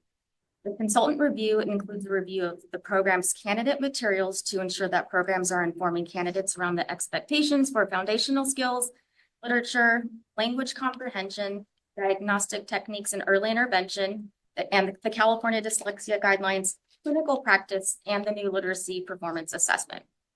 There are also mentioned the inclusion of the ELA-ELD frameworks and standards. This phase includes a staff review of course syllabi to ensure that ELA and ELD are integrated into coursework, as well as the California Dyslexia Guidelines. At this phase of the review, consultants are ensuring these are included in courses, and phase 3 will include a thorough review by external literacy experts for how these standards and guidelines are incorporated into the program and aligned with the literacy coursework. Focus of phase 2, the consultant review, is to ensure that each submission includes all required components and elements for certification, and again, that it's ready to continue moving through the review process and can be sent to the external literacy experts so that they can determine alignment with the requirements of SB 488. We are currently in phase 2 of the review process, and consultants continue to review these submissions now. Additionally, staff is working on the training and calibration for the external literacy review.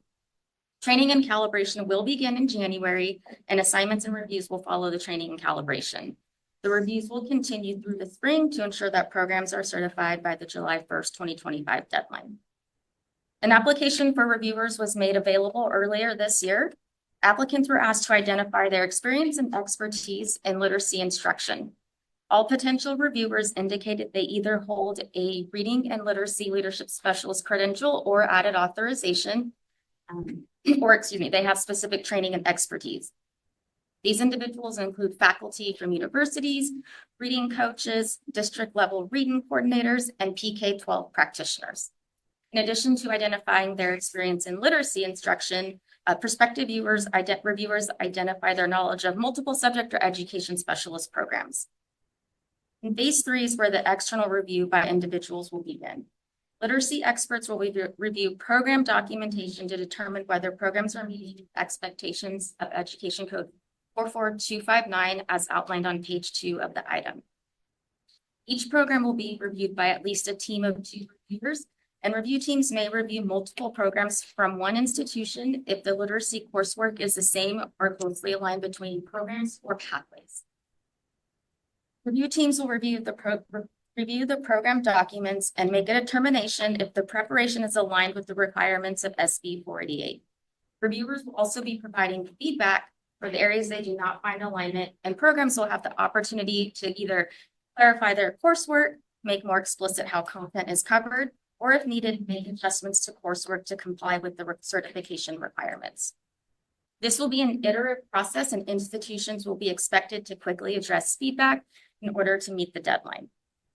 Programs will only move forward to the Commission for certification once the review team has determined that each program is aligned with the requirements of SB 488. And the rubric that will be used by review teams is provided in Appendix C on page 59. The final phase of the review process is phase 4 and includes certification by the Commission. After all 3 phases have been completed and expert literacy reviewers determine alignment with the requirements of SB 48, staff will bring institutions forward for Commission certification. Programs will be brought forward as early as the February 2025 meeting and will continue to the spring 2025 Commission meetings. Staff will continue with this 4-phase review process through June, and with that, Erin will go over our recommendation and next steps. So hopefully, as we hope you can see that this process has been thoughtfully devised, and is being thoroughly deployed. We do want to thank all of the institutions and their programs for embracing this process. We had institutions regularly attending our technical assistance office hours, asking questions, asking for clarification, and really working alongside us. There were a couple of components of this process that we've made a little bit of a tweak to because institutions provided us some really really critical feedback. So, institutions have embraced this. It's a pretty great workload for everyone involved. And we really want to thank institutions for staying on top of this. And with only a couple of exceptions for reasons outside their control, everybody at all the institutions got all of their submissions in a timely manner. So we're very grateful for that because we're working, as you can see, on a very abbreviated timeline here. So this is not just an information item. We do have an ask. So staff is requesting that the commission approve the process of bringing forward institutions that are found to be in compliance with the requirements of the literacy certification process for commission approval on the commission's consent calendar. We have the February, April, and June commission meetings to get these 200 some odd programs certified by the June 30, 2025 date. So, we've been very thoughtful about this. Obviously on consent calendar, if there's any reason to pull any program off and ask for some additional clarification and take a deeper dive, we can certainly do that. But it did seem to staff at least to make the most sense to bring these to you on a consent item as opposed to bringing you individual agenda items for every single program that is approved. So that is our request. It's our recommendation, but we're happy to have a dialogue with you about whatever you think works best and answer any other questions about this process so far. Thank you. We will now open for public comments. If there are members of the public that would like to make a comment, please notify the meeting moderator by submitting a request card or by clicking on the raise hand icon if participating through Zoom, or pressing *9 if participating by phone. Public comment is limited to 2 minutes per speaker. Recording secretary, are there any public comments?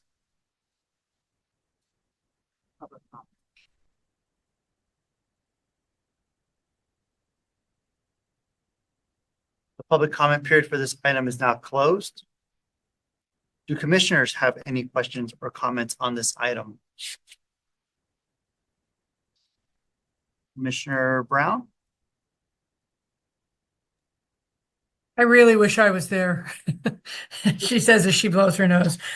This is massive. You guys are amazing. And with the timeline, it's just incredible. And so thorough. Erin and all of your team, thank you. I have two questions. One of them is there, and I may have missed it as I was listening and reading, is there any review of the faculty that teach these courses in terms of the faculty qualifications for teaching this content? And then my second question is, looking at the reviewers, given that the P3 credential is new, is there anyone with a specialization or special qualifications in early childhood education? Thank you.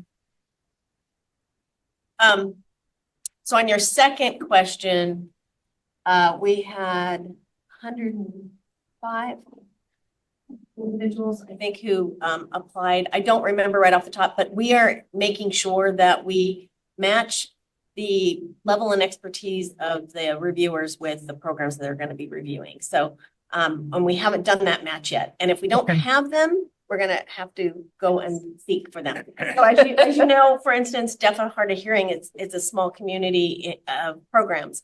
So we're going to have to actually ask and make sure that we have individuals that represent that community. And we'll do the same for all of the credential areas. Because with that new specialist instruction, Yes. There's different kinds of instruction that you do with the younger end of the PK credential. Yeah, absolutely. And on your first question, which was about faculty. So in the literacy certification, we do not ask that question specifically. As you know, that is generally a question in accreditation, generally about having qualified faculty members. But we did not include it. It's not, we were following the legislation very closely and focusing on the curriculum coursework. I understand. Thank you.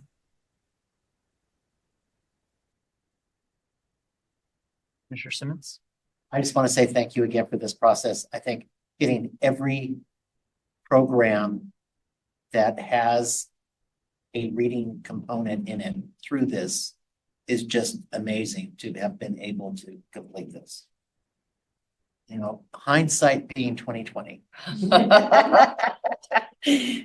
I wonder if it is helpful for us. Okay, this is my concern. If an institution had a lousy pass rate on the TPA, my concern is that they will also have a lousy pass rate on the LPA. So it might be an interesting data point. Know whether specific IHEs were part of that 30% of universities with a 60%, whatever, what was it, 60% didn't pass on the first time through the TPA.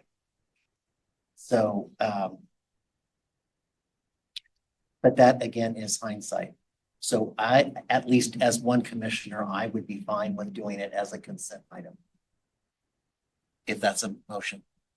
And I think, can I respond just quickly? I think the RDI-TPA group is considering how to build that kind of consideration in the accreditation system. So I think more to come on that. I don't think it's so much hindsight as foresight.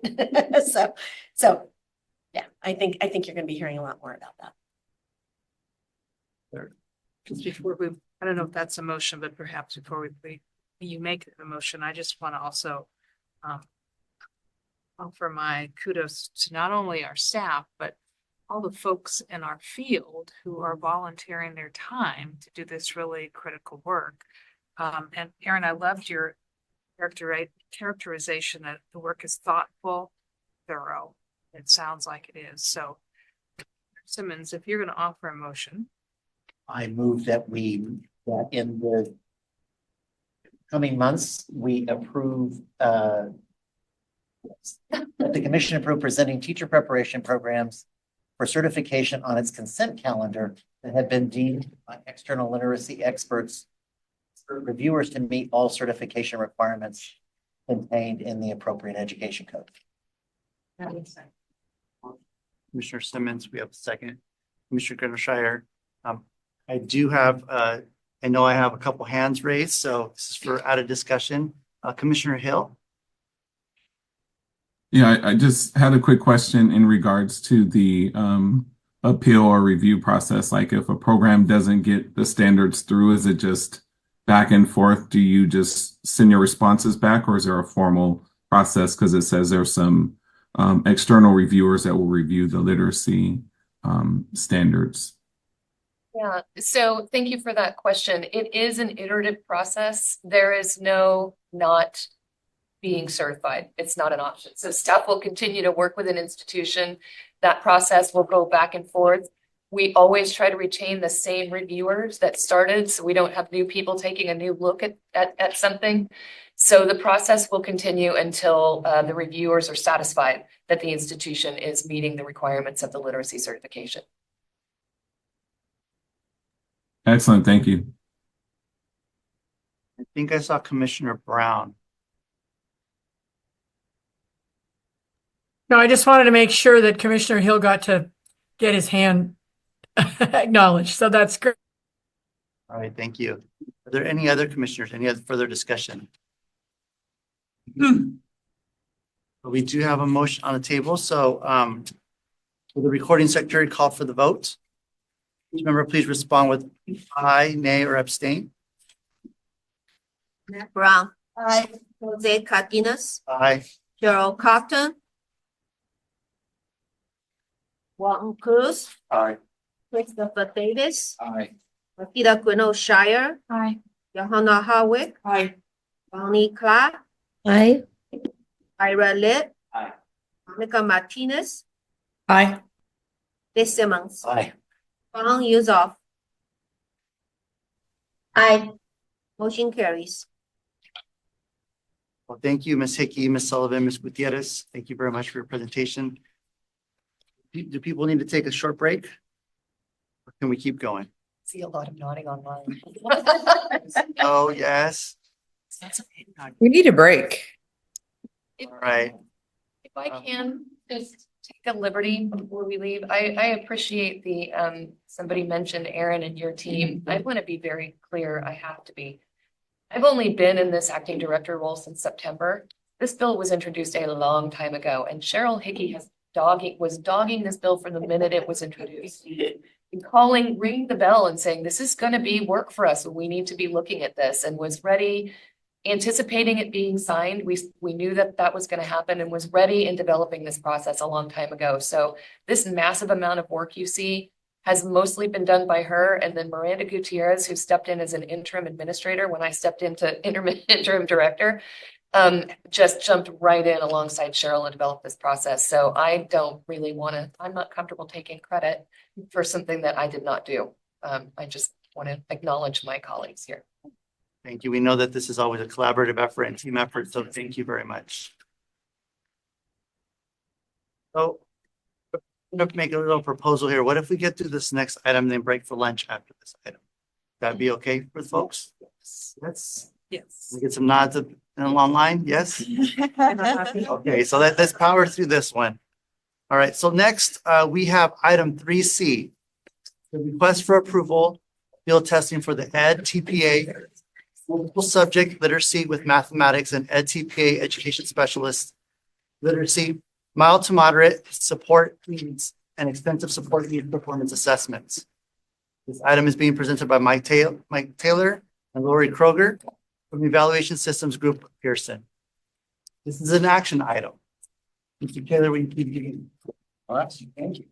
We're here to talk about some new versions of edTPA. The Evaluation Systems Group, Pearson, represented by my colleague Lori here, is bringing forth 2 new versions of edTPA for multiple subject and for ed specialists designed to meet the new literacy standards that you just discussed.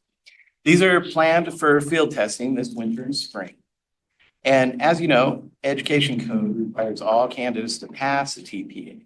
And the TPAs have to be approved by the commission. So we have a model that's designed by the commission, and we have 2 other models that work in the state that were approved by the commission. That's the edTPA and the FAST.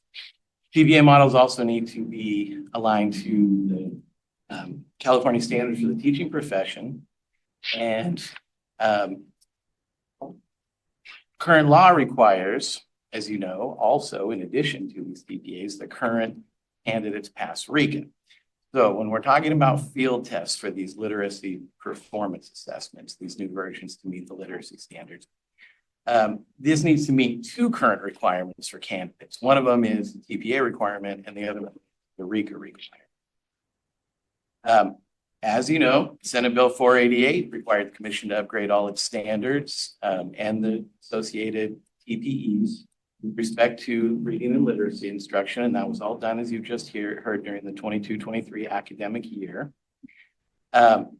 And for multiple subject ed specialists and the upcoming PK3 programs, candidates have to successfully complete a TPA aligned with coursework and clinical practice, as well as meet the passing standard beginning in fall 25 for an assessment that includes literacy. So we've heard about Cal TPA's field test, and we have some programs that are using edTPA. So we're going to talk about a field test for their new version that also measures TPA domain 7 for literacy, which is the new piece for this. Now I'm going to let my colleague Lori talk to you a little bit about how their model was developed, and then I'll come back and talk about the commission's authority to issue a waiver. Thanks, Mike. Good morning, commissioners. Good morning, commission staff. So back in 2023, evaluation system staff began engaging with consultants, at the time we're with Stanford University, to review the current versions of the handbooks and the requirements of SB 488 and the TPE number 7, and to plan revisions necessary to meet the requirements of those. Revisions to the assessment and the rubrics continued through the spring of 2024. There's a list of consultants and reviewers provided for you in Appendix B. Pearson then worked with California educators who have literacy content expertise throughout the fall of 2024 to continue to revise the edTPA handbooks and to provide guidance on additional edits that were necessary to meet SB 488 and TPE 7. So edTPA, as many of you know, is a subject-specific assessment. So that's why you'll see 2 handbooks on your agenda. The current handbooks and these 2 new handbooks share approximately 80% of the structure and framework. The other 20% in these cases is very much related to the literacy requirements. So you'll see that reflected there. In your agenda item, we've provided each of the tasks. So edTPA has 3 tasks. The first is planning for instruction and assessment. The second is actually instruction, so the enacted teaching. And the third is assessment of student learning. What I've provided for you is everything that the candidates need to do and what they need to submit, along with the titles of their evaluation of the rubrics as well. So you have all of those for both handbooks as well. What has occurred is that the literacy requirements have been embedded into what candidates need to do, the requirements for what they need to be teaching with the students in their class, as well as their assessments and their videos. So you'll see all of those there. Mike, I'll turn it back over to you. All right. So the commission does have the authority to issue waivers. As many of you know, we've done this before with other TPA models. The references are in the agenda item in part 2 on page 9, but the issuance of a waiver requires that the candidates being issued these waivers are completing requirements that are considered to be comparable to the current requirements. So as I mentioned, that includes, in this case, both TPA and literacy, and specifically the current requirement is RECA until June 30th.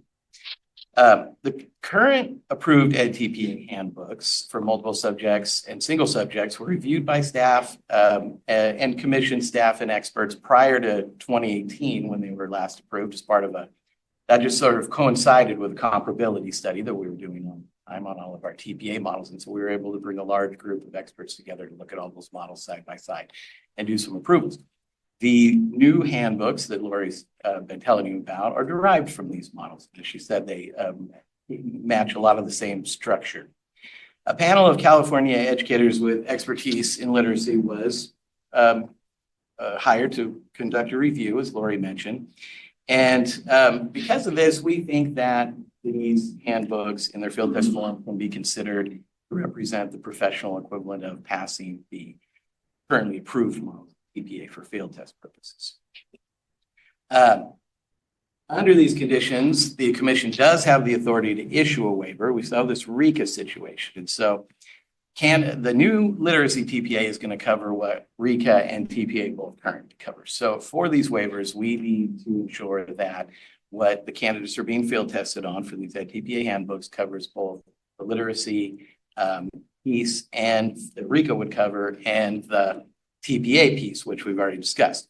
So if you look at tables 1 and 2 in the agenda item, starting on page 12, they show the relationships between the edTPA handbooks and the RECA video performance assessment, which is the closest RECA equivalent we have right now to these particular books. So because candidates will have to demonstrate ability in both literacy and teaching performance, we think that this meets the waiver requirements for the commission to issue a waiver for each of these handbooks for field testing purposes. And then I'll let Lori tell you about their proposed performance level. Thank you. So like I said, the 2 new versions of the handbook that I'm presenting with Mike for you today for your consideration are modified or revised versions of currently commission approved edTPA assessments. So again, they share about 80% of the same constructs, and that remaining 20% is what has been modified or revised to meet the literacy requirements. So what we have suggested is a modified or an adjusted pass rate for the field test using a -2 standard error of measurement. What that puts the scores at, and you can see this in table 3 on the agenda, a -2 SEM for the multiple subjects handbook would be a 44. Currently, it's a 49. So on the approved handbook right now, that cut score is a 49, and a -2 SEM would put the passing standard at a 44.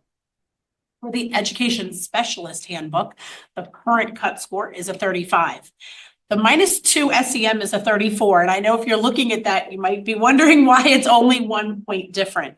This is a handbook that sees incredibly high pass rates and very little variability in the scores. And so the SEM is actually very tight. It's very low. So you can see a -1 estimate, it's just 0.64 points. And so rounding to the candidate's favor, that would be a 34 as the -2 SEM for this field. All right. Staff recommends that the commission do several things related to this item.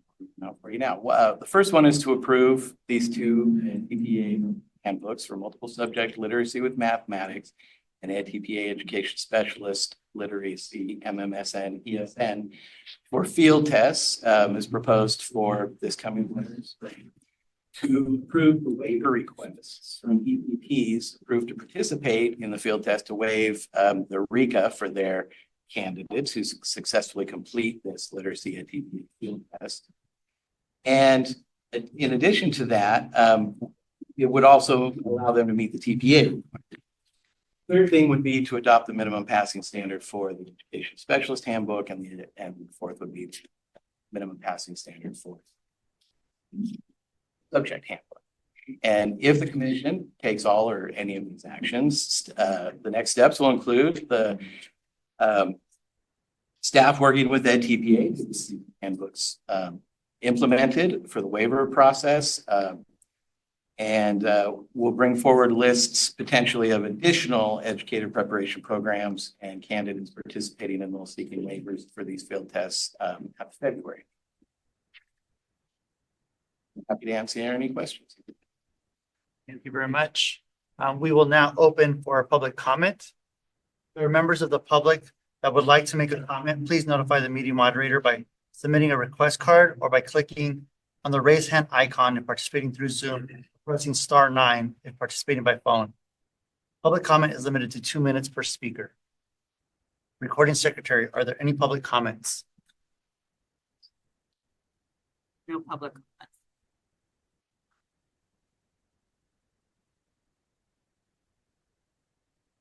Public comment period for this item is now closed.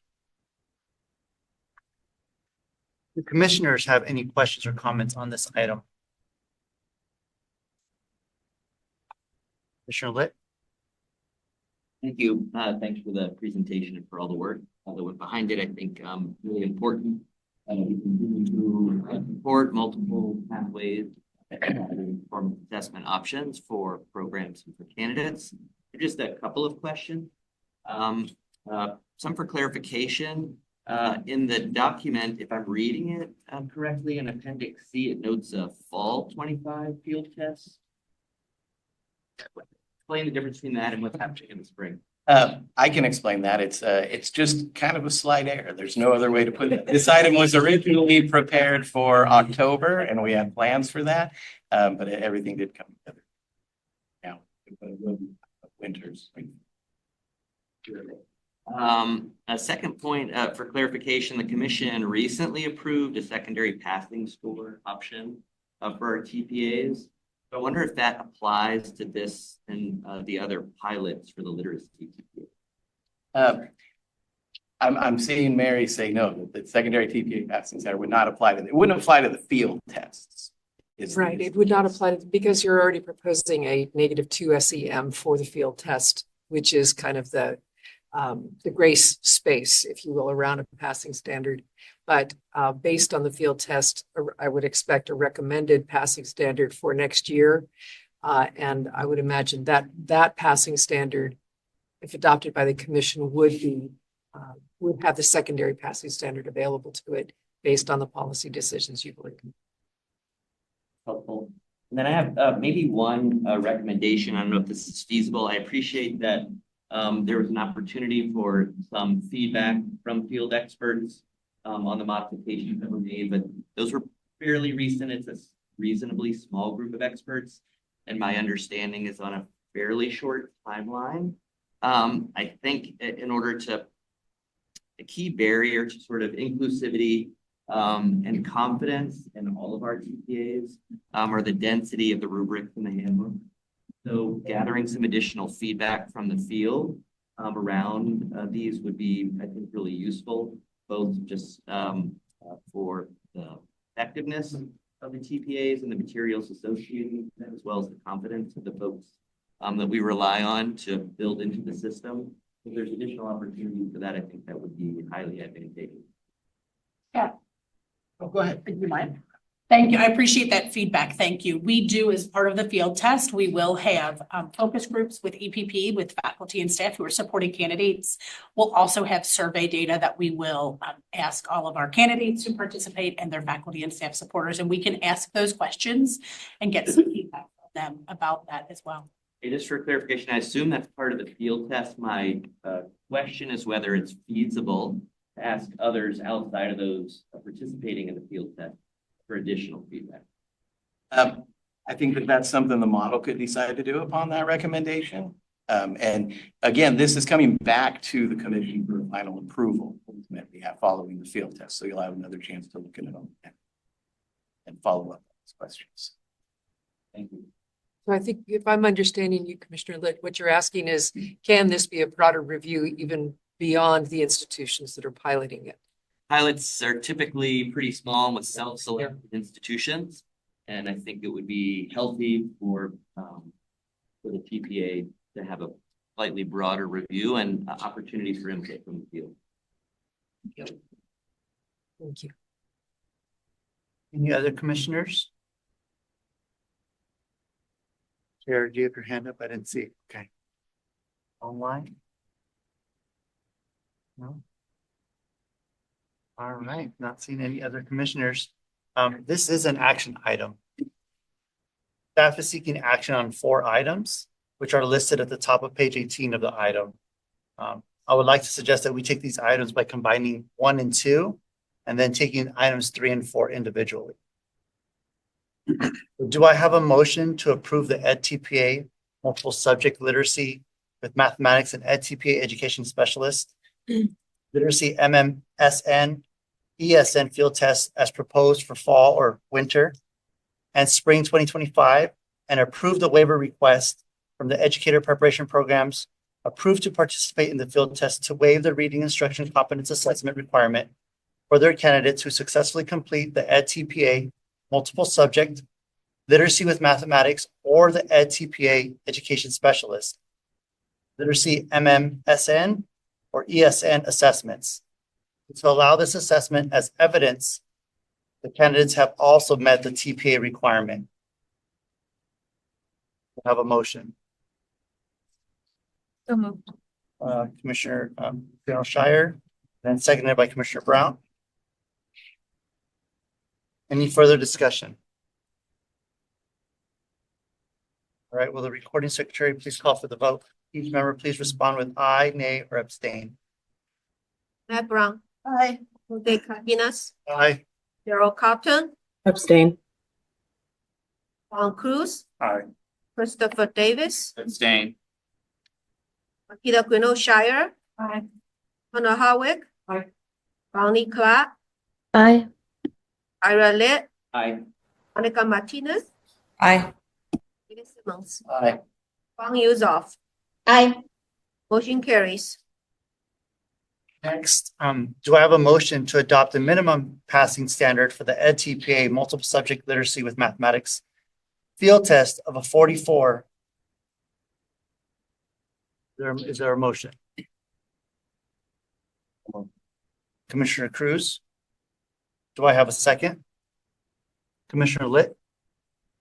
Any further discussion? Online. Matt Brown. Aye. Jose Cardenas. Aye. Gerald Cotton. Abstain. Juan Cruz. Aye. Christopher Davis. Abstain.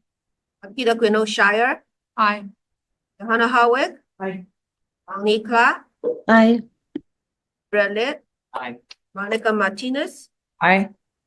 David Simmons, Aye. Huang Yusoff, Aye. and carries.